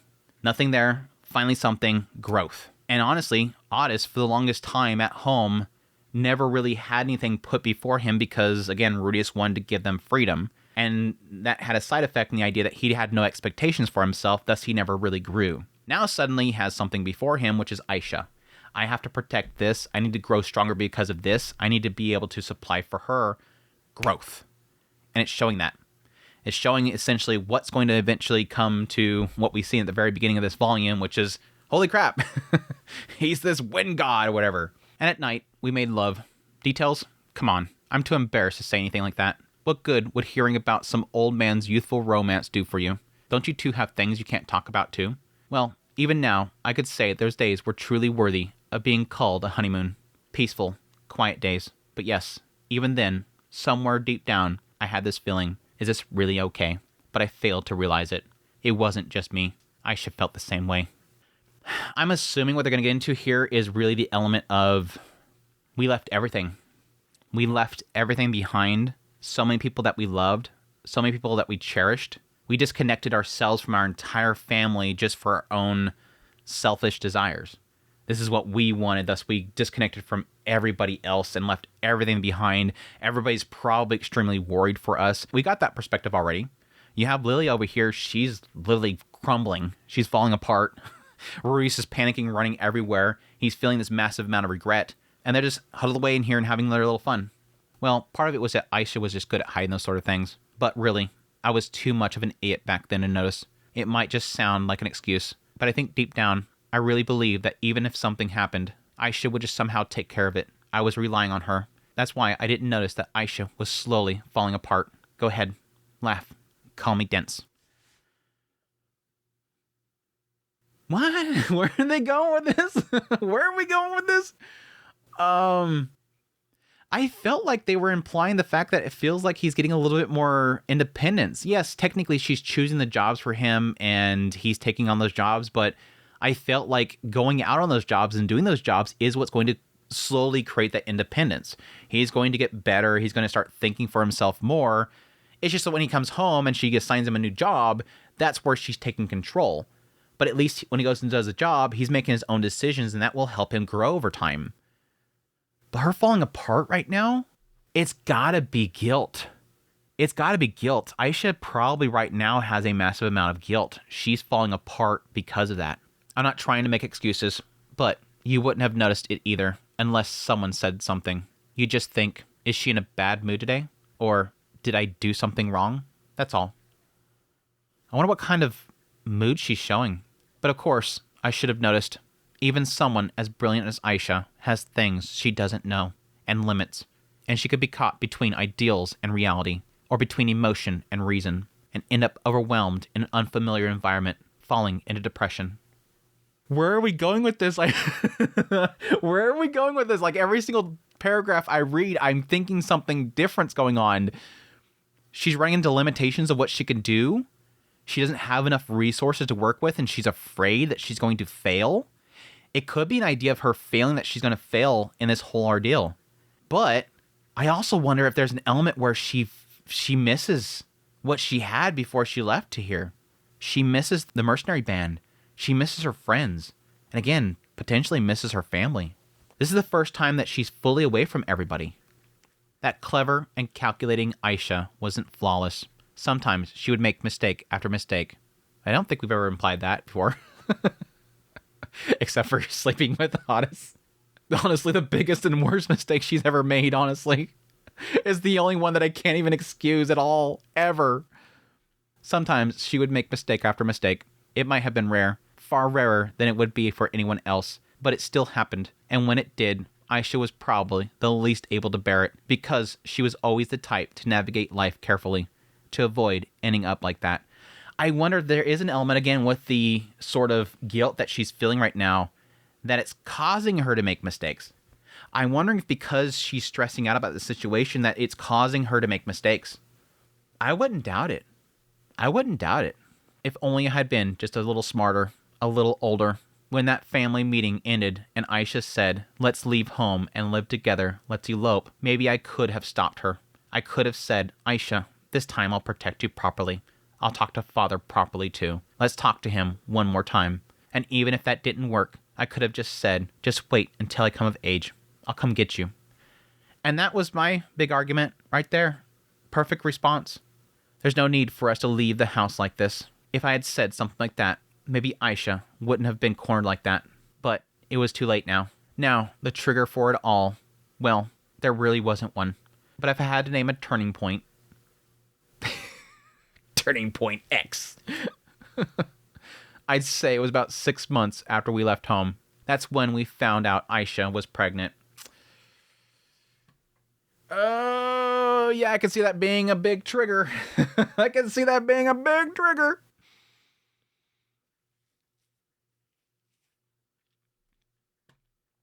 We were happy. Innocently happy. No, maybe I was the only one being innocent. I think Aisha wasn't the same. She looked happy, but inside, she was probably carrying a lot of anxiety. It's going to get her emotions going crazy. It's going to affect her emotions. Her body itself is going to be going through a lot. I don't know what kind of fears she had.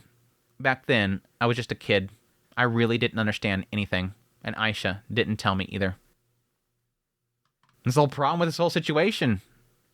And again, the big smack that I want to give Aisha for. He doesn't know what the hell's going on.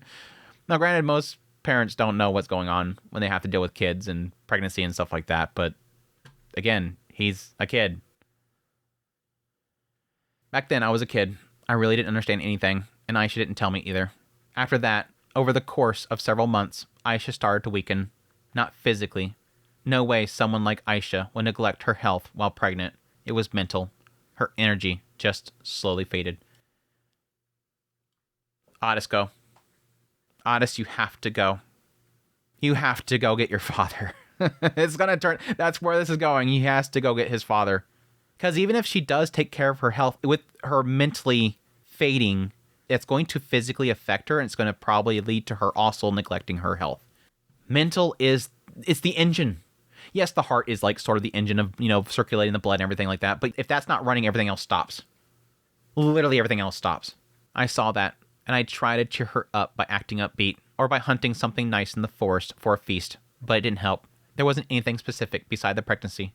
Sure, we were fairly busy every day, but that was all. Probably. And this was my guess, but I think that Aisha pushed herself too hard. This is another moment where I'm sort of missing the connection here. I feel like Aisha mentally was more taxed with the mercenary band. She had so much more stuff that she had to have dealt with that than ever right here. There's got to be something else. If this ends up being it, that she's overtaxing herself by, I don't know, she could potentially have to be dealing with a lot of connections and whatnot and communicating with people in order to keep their location and identity a secret. But what is she doing here that's mentally taxing? It's got to be stress. She's got to be dealing with fear and stress and potentially, again, depression about leaving the family. Everything with trying to disconnect with that, wanting it back, and also trying to keep it away. That is mentally taxing her. If it's just the work that they're doing there, and again, how is this pushing herself too hard? It's got to be something else. And if it's not something else, we'll see. Because she's too smart, she must have realized how inefficient things were. She probably kept thinking, this isn't right. There's a better way. And she was seeing better answers of her own behavior and the situation that she was in. That I can see. Her feeling that she f***ed up. That she could have done something better. We could have gone to a better place. We could have built something better over here. No, we should have took this route. Maybe. Or potentially, I could have navigated things better with Rudius and the family. And she was seeing better answers of her own behavior and the situation that she was in. And again, I think maybe potentially sadness that she took Otis from the family. And well, I'm sure you two know this well, but Aisha can be pretty harsh with subordinates who don't meet her expectations, right? Which that implies that she's worked with them before. Well, that part of her used to be even more extreme, and she probably turned that attitude on herself. Beating herself up every night, every day. She must have started thinking that she was a useless idiot for not taking the most efficient actions, even though better ones were obvious. And she was frustrated with herself for acting emotionally and failing to act rationally. She had always looked down on people like that. It was like she was denying everything she used to be and everything she was now. I think she didn't know where to place her heart anymore. Okay, again, this is getting to where exactly I was thinking. She f***ed up. I could have handled that situation better. And potentially in her head, she's thinking of all these alternate routes that she could have taken. And now she's beating herself up, just like she always beat up her subordinates. You guys are failures. What a pathetic choice you would make. Why would you keep making mistakes? I made the mistakes. How could I make that mistake? I'm better than this. I acted emotionally. I didn't think logically. I could have talked Rudius into this. She could have eventually talked Rudius into it. No doubt. She could have. And I think it's also goes with what we were talking about before, where Rudius eventually has that aha moment with his disgust, that eventually when that happens, she could have slipped in there. Instead, she chose the emotional route. And now they're stuck in the middle of nowhere. Whereas before, they could have just waited for him to finish his schooling. Instead, she chose emotionally, and now they're stuck in the middle of nowhere, with not much to work with. And again, constantly having to look over their shoulder. That's why I should have reassured her. Should have. Should. Told her, you're only human. That she didn't have to be perfect. That Aisha was fine just the way she was. She didn't have to shackle herself. That it was okay not to let others chain her either. Just like how Father once did something similar for Aisha. I should have become a place where Aisha could be emotional. Where she could be vulnerable. I was too immature. I couldn't do it. That paragraph touches on something I don't know that I've ever actually talked about before, but technically makes a lot of sense. Aisha's always perfect to everybody. Aisha's always a genius to everybody. She never makes mistakes. She's always great. And there could be an element, and this sort of goes to the arguments that people were making in that situation when everybody found out. Otis is too dependent on Aisha. And that's the big problem, again, is that he's groomed by her and he's so dependent on her that if that ever broke, he'd have to get independent. And that was the whole idea of sending him off to the other university. Get away from her for a bit. You need to grow. The Paul situation with Sylphie and Rudius. But the other side effect is actually true as well. That Aisha herself is always so focused on being perfect and a genius, and again, this has a lot to do with Claire and Norn and the expectations back there. She always had to work extra hard to be perfect because she was seen as the redheaded stepchild. That she was seen as a stain in the family, that she had to work extra hard to prove herself. But now, right here, that's becoming a strain upon her to be perfect. And she's never showing her vulnerability because right now, she has to be perfect. I have to, otherwise he's not going to be taken care of. He's going to feel afraid because we left home. I have to look perfect for him, and I can never show my weaknesses. I can never show that I'm afraid. I can never show that I'm scared. But I was too immature. I couldn't do it.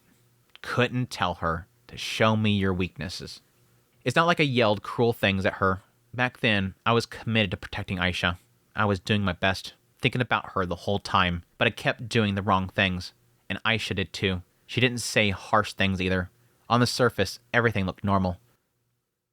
That's where it starts. They look perfect and no flaws, no problems, and eventually you start to see that wear. You start to see the eyes drooping down, the slunched shoulders, weakness starts to show. But because I loved her, because she was important to me, I knew something was off. And after a few months, both Aisha and I were at our limit. I didn't know what to do. Roxy. He's going to contact Roxy. I was thinking earlier that he's going to have to go to his father, but yes, the way to get to his father is going to be probably contact Roxy. We need help.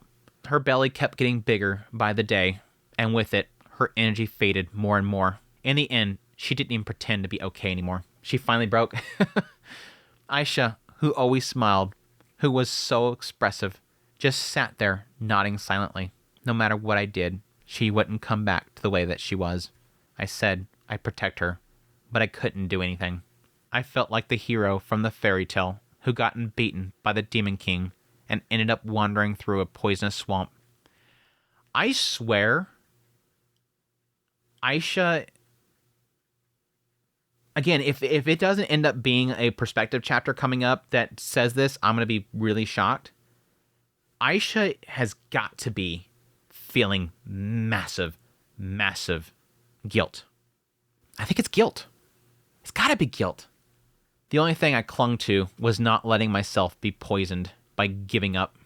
I wanted to fix things, but I couldn't fix anything. I was powerless. I knew that, and still, I had to do something. No, that's not true. There was one thing I sort of realized. Even an idiot like me figured one thing out. I couldn't say it out loud. I didn't want to believe it, but I knew it. My very existence was driving Aisha into a corner. I was the one pushing her over the edge. I wasn't protecting her at all. So they're going through the idea here that Otis eventually realizes that he is dependent on her, and that dependency is too much for her. Again, she's been doing this for freaking over 10 years already, so why would suddenly this be too much for her? It's got to be guilt. Again, she was running the mercenary band, cleaning the house, and taking care of Otis all at the same time before. Now she's just giving him jobs and taking care of the house.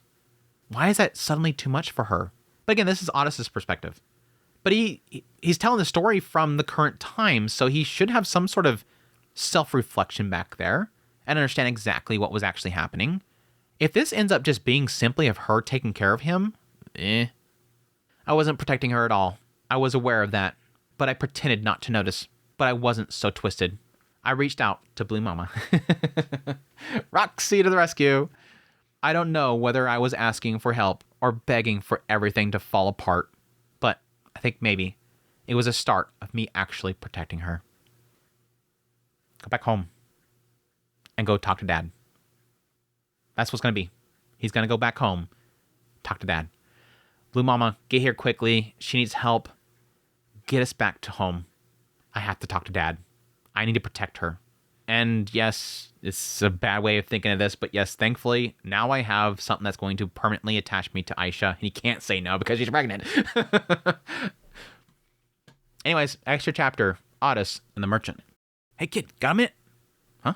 That day, Otis was out shopping. Shopping was one of the tasks assigned to Otis, who had moved to the rural village in Millis with Aisha. Other tasks like hunting or simple labor, anything requiring strength, were also his responsibility. However, completely avoiding tasks he was bad at would hinder his growth, so some tasks that he wasn't good at were also assigned to him. Shopping was one of those difficult tasks. It involved checking the state of the house, listing the things that were currently needed or likely to be needed soon, and purchasing them from a traveling merchant who came around once a month. That meant that he had to keep track of all the supplies in the house and anticipate future needs. If he failed, they would have to live with some inconveniences. Otis wasn't particularly good at thinking ahead like that. Suddenly he has to be an adult. Adulting! Suddenly that's adulting. What do you want? So when a merchant suddenly spoke to him one day, Otis couldn't hide his confusion. Not much. Just making small talk. Want to know a bit about the village. The traveling merchant who spoke to him was a hobbit, a man he'd never seen before. Hobbit merchants weren't especially rare. They were short with small limbs, making them ill-suited for conflict, but they were good at calculating and had friendly personalities, making them ideal for trade. Still, this particular merchant seemed to be visiting the village for the first time, at least since Otis and Aisha had moved in. Feeling like he's probably there for a reason. Roxy? About the village? I heard a young couple recently moved here. That you two? Yeah, it's Roxy. It's gotta be Roxy's Roxy connection. I heard he just came here recently and he's talking about a couple that recently got here. I heard about a young couple moving here recently. That you two? That's when it hit Otis. If Aisha were here, she'd probably have praised him. Why do you care? Good question. I could lie and say it's because, as a merchant delivering goods to this village, I wanted to make sure the new residents won't cause trouble. Or sometimes it helps to know a bit about the locals. But, to be honest, your family asked me. Told me to keep an eye on you. Yeah, it's Roxy, of course. The mention of family made Otis tense up. Seeing his hand go to his sword at his waist, the merchant frowned. What the hell? Do you really get along that badly with Roxy? When he heard Roxy's name, Otis hurriedly took his hand off his sword. The conversation from when he left his home still lingered vividly in his memory. You know, Roxy? We're friends. Been around 30 years now. The man in front of him didn't look even 30 years old, but hobbits often appeared younger than their actual age. Otis didn't think much of it. After all, even Roxy, who was nearing 70, still looked younger than him. How did you know that we were here? I got a message from Roxy, out of the blue. Said one of her sons might have gone in this direction, and asked if I could check in on him if I found him. Pretty vague, huh? So I had my friends comb the whole area for new faces, and test them all with small talk. Lucky for me, you're a straightforward guy. Hearing that, Otis pressed his lips into a tight line. If he hadn't reacted, he wouldn't have been found out. Aisha definitely wouldn't have made such a mistake. Are you going to tell him where we are? Otis's hand went down to his sword again. Just to chill out. What? Like, if you kill this random dude in the middle of this village, you think suddenly the problem's going to go away? Again, this is this whole, like, he hasn't made decisions on his own for so long. He's just thinking so stupid sometimes. Don't ask me why you're reaching for your sword. How can I expect you to believe me if you're like that? But, yeah, it's true. Like, are you going to tell anybody? Oh, no, I'm not going to tell anybody. Yeah, I'm telling him. Like, yeah, I'm not going to give you an honest answer if you're reaching for your sword. I wasn't asked to find you and report back. Just to look out for you and take care of you. Do you know what take care means? It means if you're in trouble, I'll help you out. That's all. And I'm close enough to Roxy to not refuse when she asked me to do something like that. Otis had never heard of Roxy having such connections, but amongst his three mothers, she was the most well-connected. He had heard that she had ties to long-established houses and businesses in the kingdom of Renoa. That's actually surprising, again, because you have two aspects here. You have one that, yeah, probably Roxy sat them down and told them stories about her travels or whatever, you know, just to entertain them as kids. But there's also an aspect of, yeah, they probably hear these damn people, you know, the bards and whatnot, talking about the adventures of Roxy that really is spread everywhere. Sounds like there's a reason you're here. Let me guess. You didn't get along with your dad? You look surprised, but there's not that many reasons for a guy to run away from home. Not that I know the details. Maybe he didn't like your fiancée, and you eloped with the girl you like, maybe. When Otis slowly shook his head, the merchant sighed, shrugged, and pointed at him. I trust you enough not to lie and reveal who I am. So now's your turn. Trust me, right? Didn't Roxy teach you that? Aisha might have said that was sophistry. She might have demanded proof that he wasn't lying. But Otis couldn't say any of that. In fact, he couldn't say anything at all. Well, whatever. I really won't say anything, so don't worry. I'll just check in now and then. And if anything happens, let me know. If you need help, I'll help. After all, it's a favor for Roxy. Everybody loves Roxy. With that, the merchant turned and left. Otis watched his back as he walked away, then returned home. He considered telling Aisha about it, but in the end, he didn't. Little did he know, about a year later, he would end up contacting Roxy through that very merchant.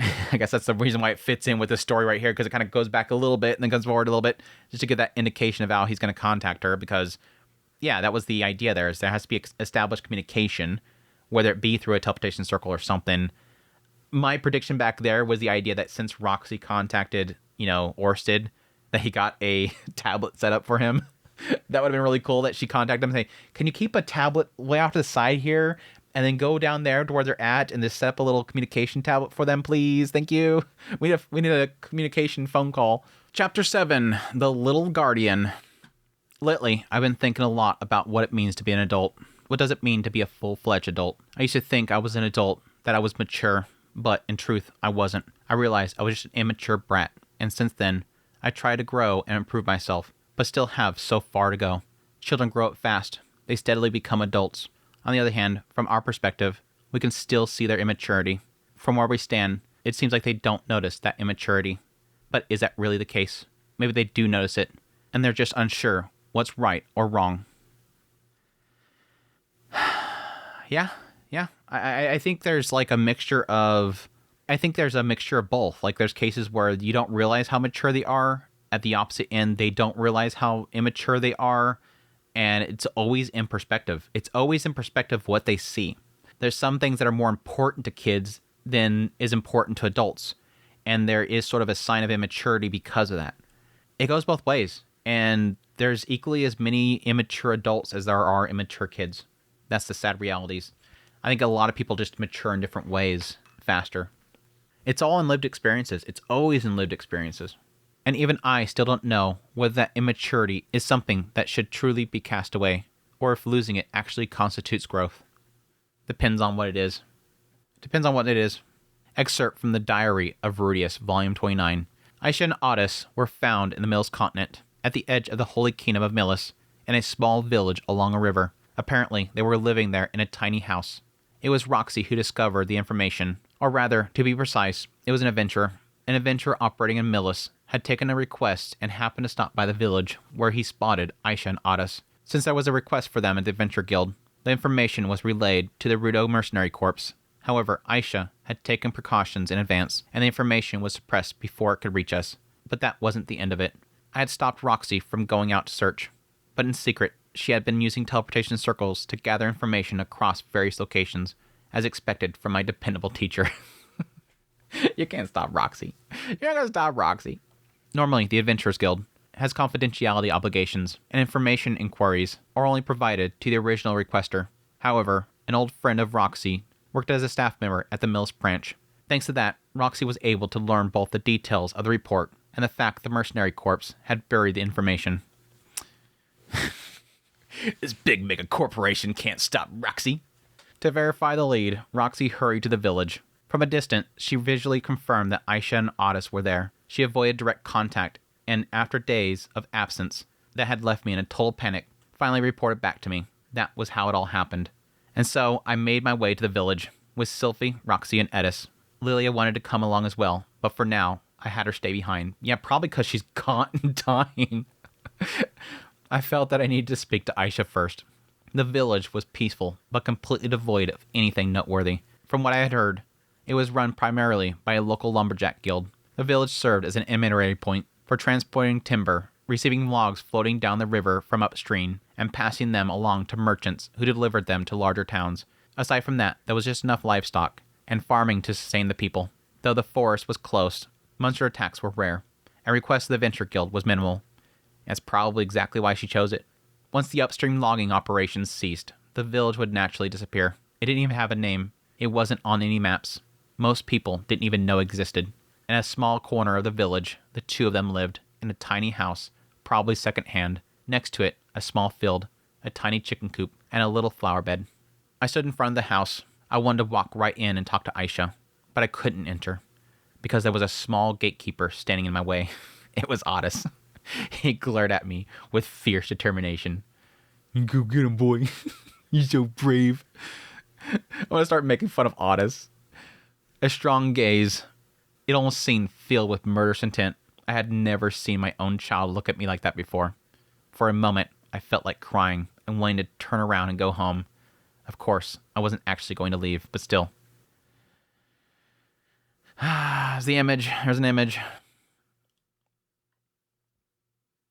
I hate how forced this feels. I get that love makes you do crazy things, but I just don't. Okay, I'm of mixed mind here. There's a side of me that wants to just brush it off as forced. But at the same time, I acknowledge the idea here of a child who doesn't really ever see his father. Again, I think this volume is hitting over and over again. Hey, Andrew, by the way, Otis doesn't see him like you would a father. My experience with my father is completely different than Otis's experience with his father. I have a much more stronger connection with my father. Now, granted that my father was always working, and he wasn't like a nurturing father. It's not like he's like lovey-dovey father, but he was present enough and scolded me enough and put some sort of boundaries and control to me enough that I understood that he was my father. I don't think Otis has that. God, he's so young. Ugh. This upsets me more. Again, this is like what I was crashing out about with the last chapter, last Mushoku Monday. It's like he's so young. This young boy right here. Ugh. This child right here. This pisses me off. This pisses me off. Again, like 12 years old. This isn't an adult. I hope that Aisha right now is in turmoil for what she has done here. This is why she's falling apart. Because I stole this boy from this father, ran off to the middle of nowhere to make a little happy family. Yeah. Rudius, though, that face of Rudius in absolute pain.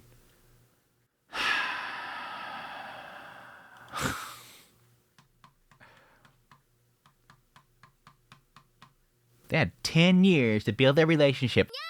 You, Rudius. It's hit me again. It's hit me again right now. Otis. Papa. It had been a while since I last saw Otis, and he looked at me much more mature. Maybe it was his outfit. He wore leather armor like an adventurer, a sword at his hip, and overall, he looked somewhat dirty.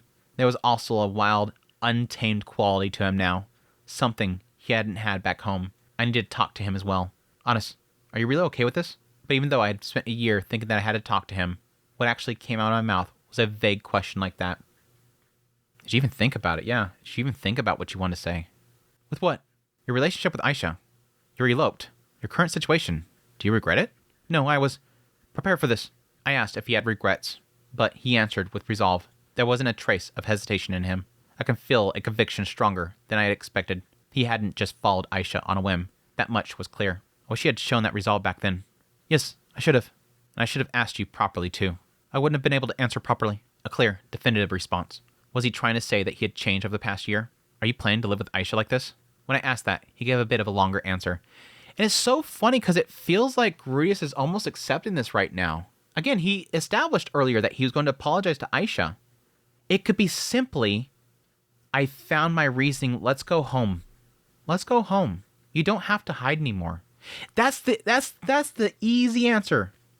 Rudy, if right now you're accepting this relationship, because it seemed like he was doing that last chapter, say let's go home.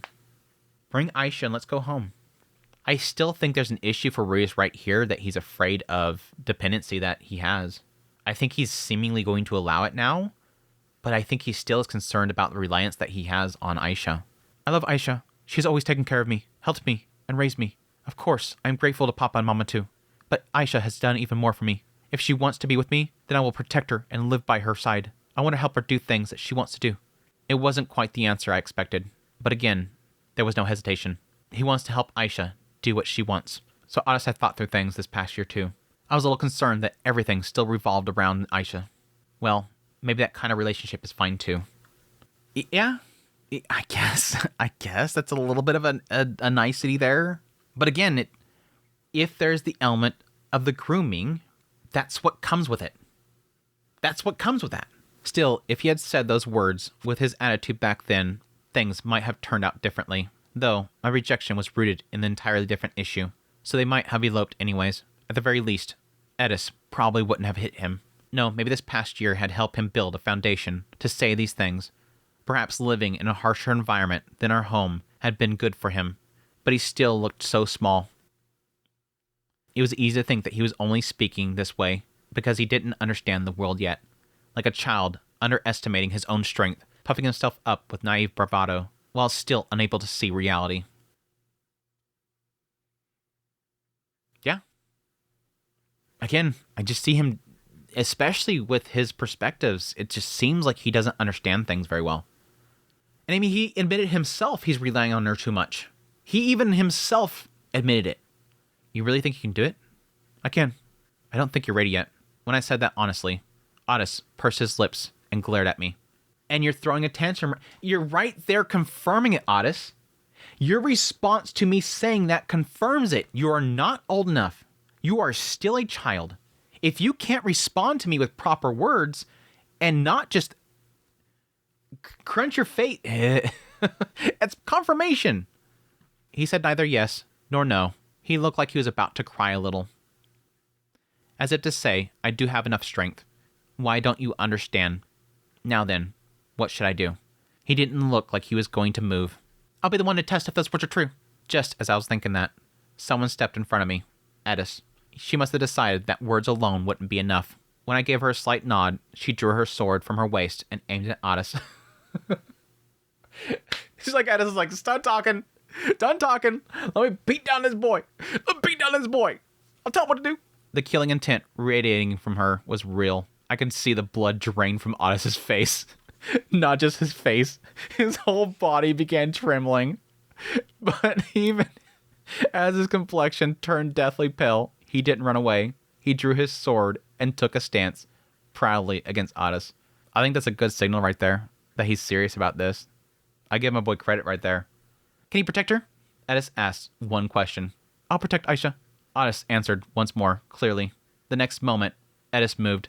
With incredible speed, she drew her sword and slashed at Otis. It was a speed and timing that I probably wouldn't have been able to react to, but Otis did. She ain't going full strength if he blocked it. She is not going full strength if he blocked it.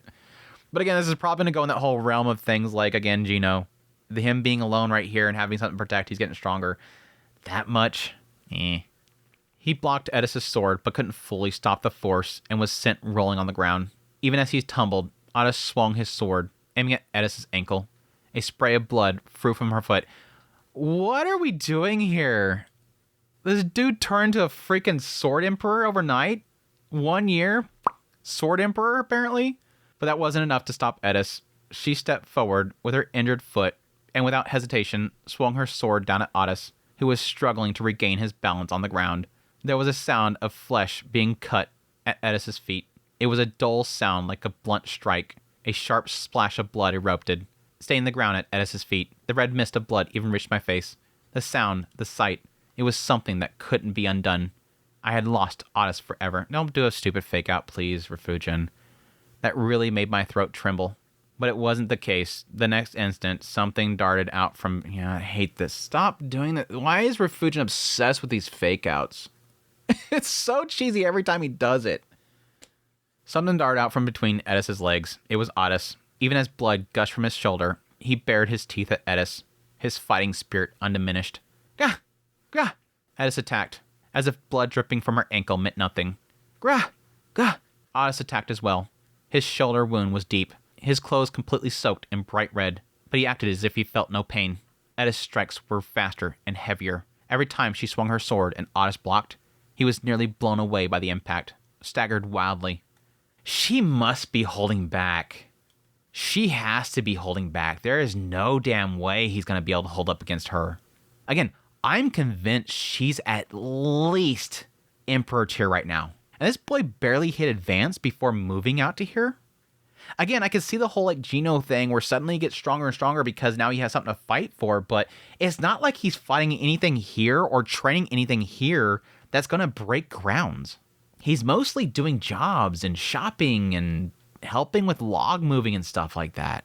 This boy ain't in the training grounds, meeting with like extremely talented warriors to train with.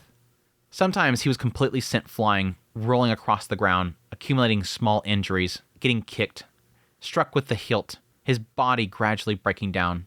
But he didn't fall, just barely. By the skin of his teeth, he managed to stay standing, regaining his stance, and charging at Edis again and again. The difference in power was overwhelming, and Otis was already on the verge of collapse, completely covered in injuries from head to toe. After that first strike to her ankle, he hadn't landed a single blow on Edis. His actions were being completely shut down. And yet, Otis refused to fail. I give the boy credit for keeping going, though. Definitely give him credit for that. Edis wasn't the kind of swordsman to leave an opponent standing due to carelessness. Was it because he was her son? Yeah. I mean, they've been training all this time. She's holding back every time they train. Was she holding back to avoid killing him? That might have been part of it, but that wasn't the only reason. Otis had already suffered injuries so gruesome that it made you want to look away. He had to know he couldn't defeat Edis. Even so, he refused to collapse. He refused to admit defeat. I understood why. Because he had no other choice. He was trying to prove the words, "I will protect Aisha," weren't a lie. But limits exist. Yeah. Yeah. But there's a side of me that almost kind of wonders, are you really doing a good job to protect her right now? Because Aisha's in there not in a good state. It's time to put away your desire for you guys to be away from everybody and hidden, and get her some help. She's not doing good. Get your wife some help. This isn't protecting her. 4 people have shown up that can give her some help, and your little spout here isn't helping. With a sharp clang, Otis' sword flew from his hands. The sword spun through the air and landed at my feet. For a moment, my blood ran cold. I was horrified. It wasn't just the sword. Attached to the hilt was Otis' hand. Even severed from his body, it was still gripping the sword tightly. Jeez. And that's probably to Edis the only way that she's going to get to stop him. It's probably the only way that she can see stopping him. Because he's going to keep going. He's going to keep going until he collapses. Dead. I felt an overwhelming urge to stop this. But even from the side, I could see that Otis hadn't given up. He'd probably go to chewing on the foot just like Rudius had on Orsted. Is it probably going to do that? Is it going to do that? Just like me, he bit at her foot.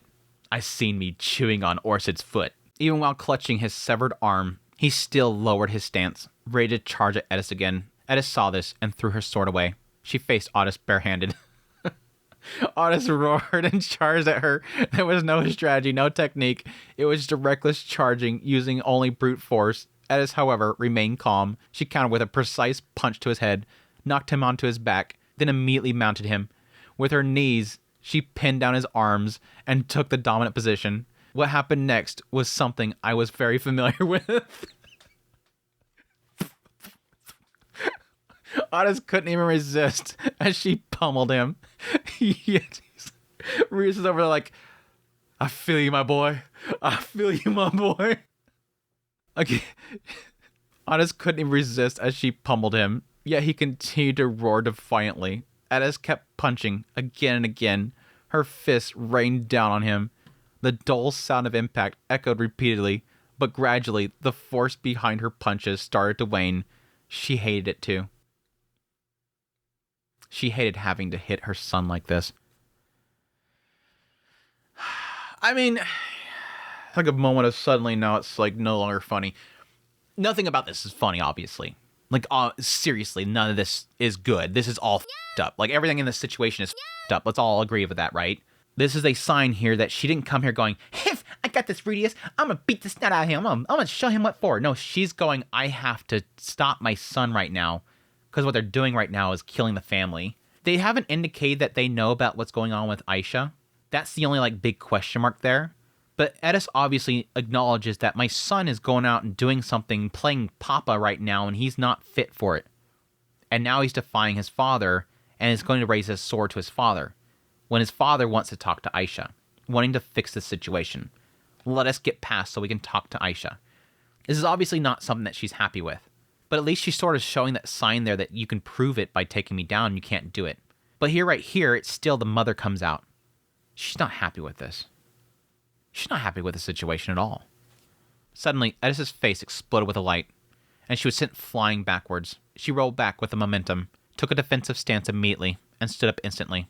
Her bangs were singed, and burns marred her face. Did he...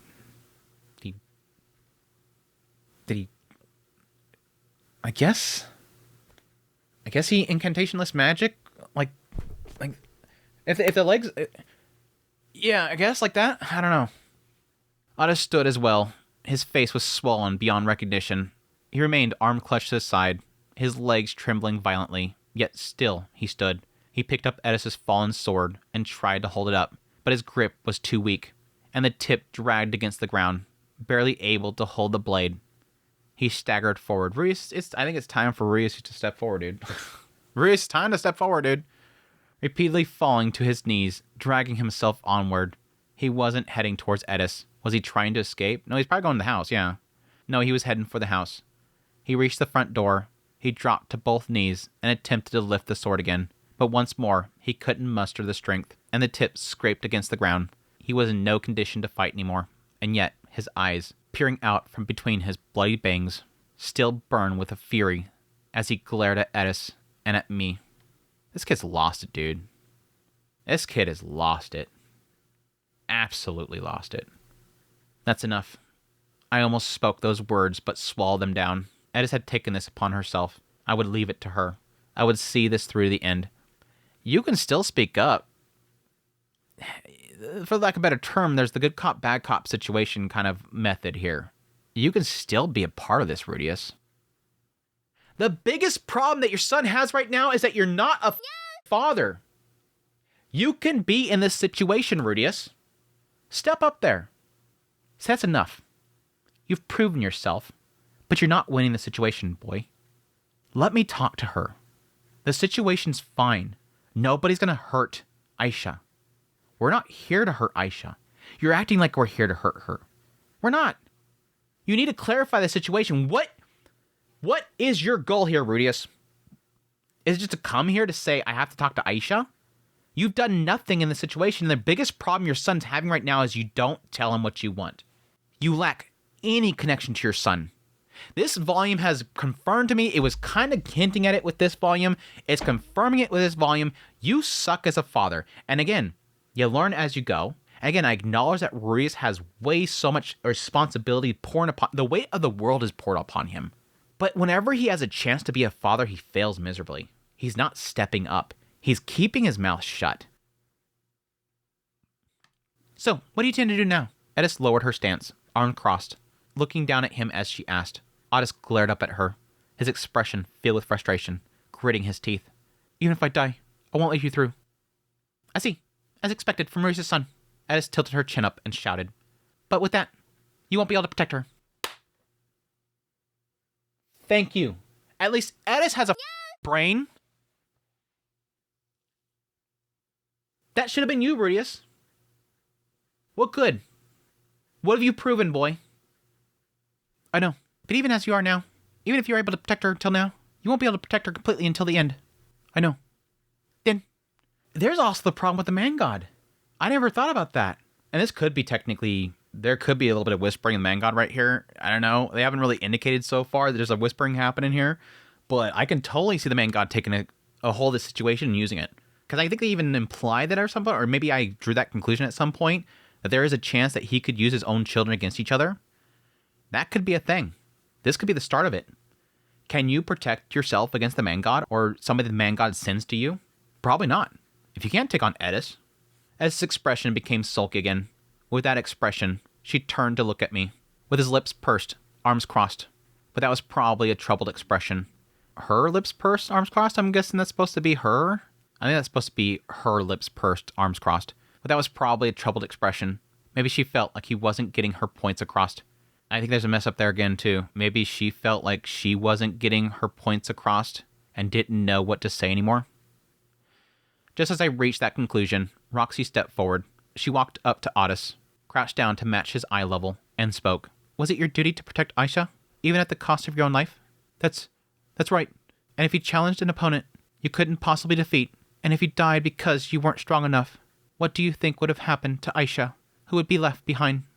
That's the whole problem with heroism. That is the biggest negative to heroism. Yes, you fought. You were so brave.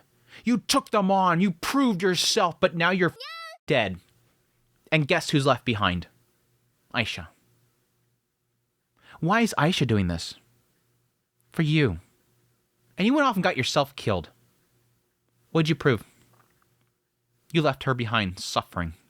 That is always the stain of heroism, is the fact that the people you leave behind when you gloriously fall and think you're so brave, you took on somebody you knew you damn well couldn't have defeated. All to prove that you're strong. Again, reminding this is a child, and this conversation really even shouldn't even be with him. This is hopefully getting across to him. The stain of heroism is death and glory and proving that you're so great. You took on Edis, who you knew you couldn't defeat, and proved nothing. You could have died and left her alone. What did you prove? Other than that she's going to suffer for the rest of her life. You should have chose a different route. But you don't understand that. Why? Because you're a kid. And this is too much for you. But then, what was I supposed to do? Rudy would have begged on his knees. Her sudden words made my body tense. You would have bit onto his foot. He's going to bring it up right now. Once, in the past, when he fought against the Dragon God, against Lord Orsted, after losing his magic armor and his arm, on the verge of defeat, he pressed his forehead on the ground and begged to please just spare his family. And when that wasn't enough, he bit him. He bit that Lord Orsted. Huh? That can't be. It's impossible. Papa and Lord Orsted have always been good friends. That wasn't always the case. Surprised I don't know the story. Otis looked at me. I met his gaze and gave a small nod. It was a little embarrassing for my son to hear about that moment, but it was the truth. What about you? Will you fight Edis and die here? Do you not care what happens after you die? Does it really not matter what happens to Aisha after you're gone? Her tone was firm, but her voice was gentle. Otis glanced between Roxy, me, and Edis. Then the sword slipped from his grasp. It fell from his knees to the ground with a dull clatter, rolled slightly. At that time, tears started to spill from his eyes. He's going to start begging. Were they tears of frustrations from realizing his lack of strength? Or were they something else? Clarity? Clarity moment? Please? His body slumped forward, and Roxy caught him. He had exhausted himself and passed out. A pool of blood formed beneath him. Even seeing my son lying there, face swollen, covered in blood, I didn't feel worried. For some reason, I felt proud.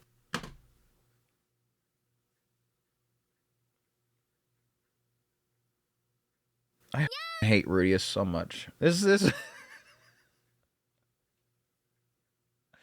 This volume has made me hate Rudius more than people that are outsiders of Mushoku Tensei hate him from the first volume. This is one of those moments where I realize no matter how old he's gotten stupider. I think he has gotten stupider. His reaction to all this has been very frustrating. And not that I'm against him feeling proud for his son being brave like this, but it's just, do something. Sure, Otis was still immature. He was still weak. A child? His way of thinking was naive. The idea of fighting and being willing to die wasn't necessarily a strange thought at his age. No, this is, unfortunately, I think the mindset of a child who's felt like this is all he has because this is not a healthy situation for him mentally. None of this is healthy for him. He has certainly grown since a year ago, but he still had much to learn. But how many people in this world could face Edis in a one-on-one fight and not run away? How many people, after losing the dominant hand, being pinned down and beaten, would still refuse to give up and keep fighting? We're talking about that Edis here. I understood why Otis had fought so desperately. At that moment, he was probably standing with the same feeling I had when I challenged Orsted. Yeah, technically right now because Aisha's pregnant. I mean, in that moment, Roxy was pregnant. He had children at home. He had 3 wives at home. that were all at threat because of Orsted. Until the very end, even at the cost of his life, he was trying to protect Aisha. His method and actions may have been mistaken. Maybe he wasn't strong enough, but in terms of resolve, he was just like I had been back then. He is sort of, yeah, I see the connections, but still it's much different. That thought alone stirred something deep inside me. I wanted to lift up Otis and praise him immediately, to tell him that he had fought well. It was ridiculous. After all, he had eloped, causing trouble for so many people. I should have been scolding him instead. And I bet that would make him fall in tears. Your boy wants you to do that so bad. I bet Otis would beam a smile at you if you actually punished him for once in his life. But Otis was no longer just a little child. He still made mistakes. Still had a long way to go before he could stand on his own. But he was growing. That realization made me happy. Maybe I was just too soft. You are such a bad father sometimes, dude. So bad. Sylvie, can I leave things here to you? But yeah, because obviously you're not going to do Rudius. Talk to your son! Ooh, I just want to strangle him!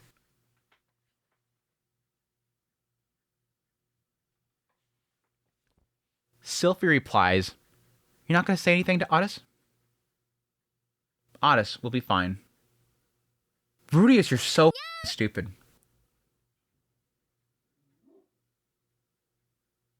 Talk to your son, damn it.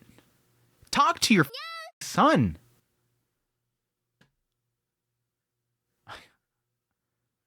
I was able to hear what he wanted to do. I had seen his determination. He had shown both his resolve and his strength. In the end, everything Roxy said was true. I had no objections. He wants to hear it from you. God, you're so stupid.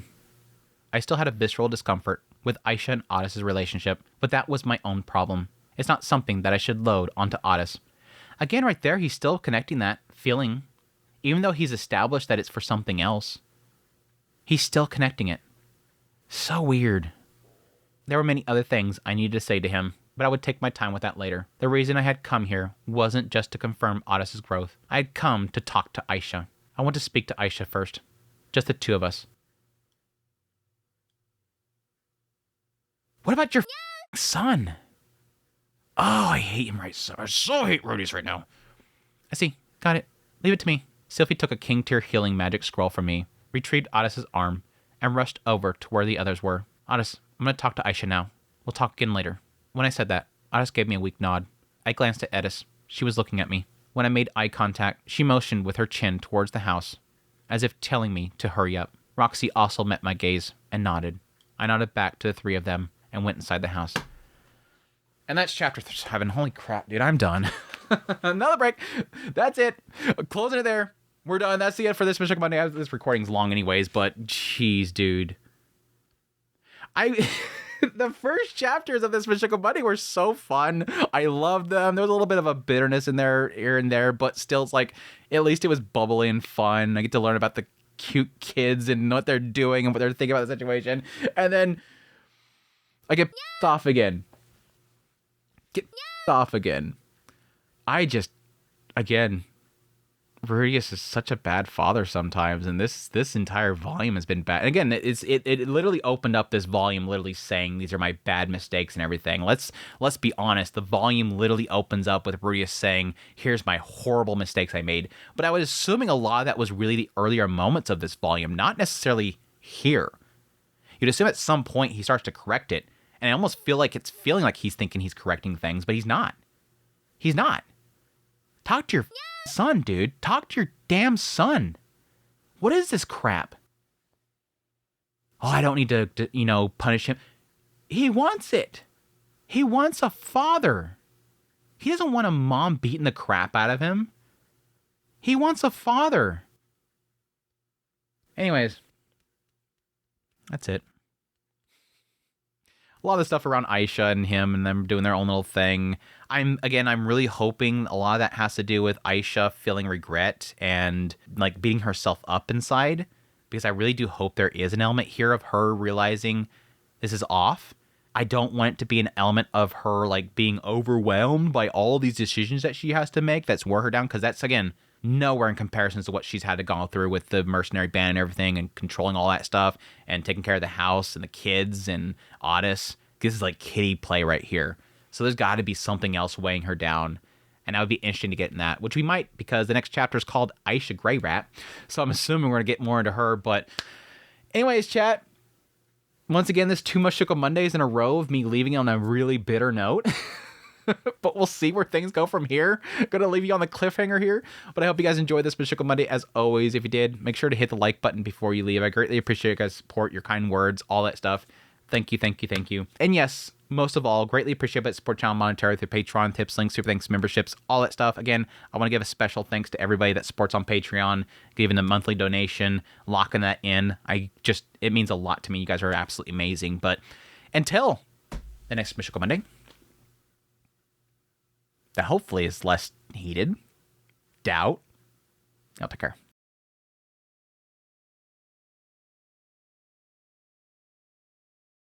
The killing intent radiated from her. The killing intent radiating her from where. The killing intent radiating from her is real. The killing intent radiating. He said neither yes or no. He said neither yes nor yo. He said neither yes nor yo. He said neither. He said neither yes nor yo. He said neither yes nor yo. He said neither yet.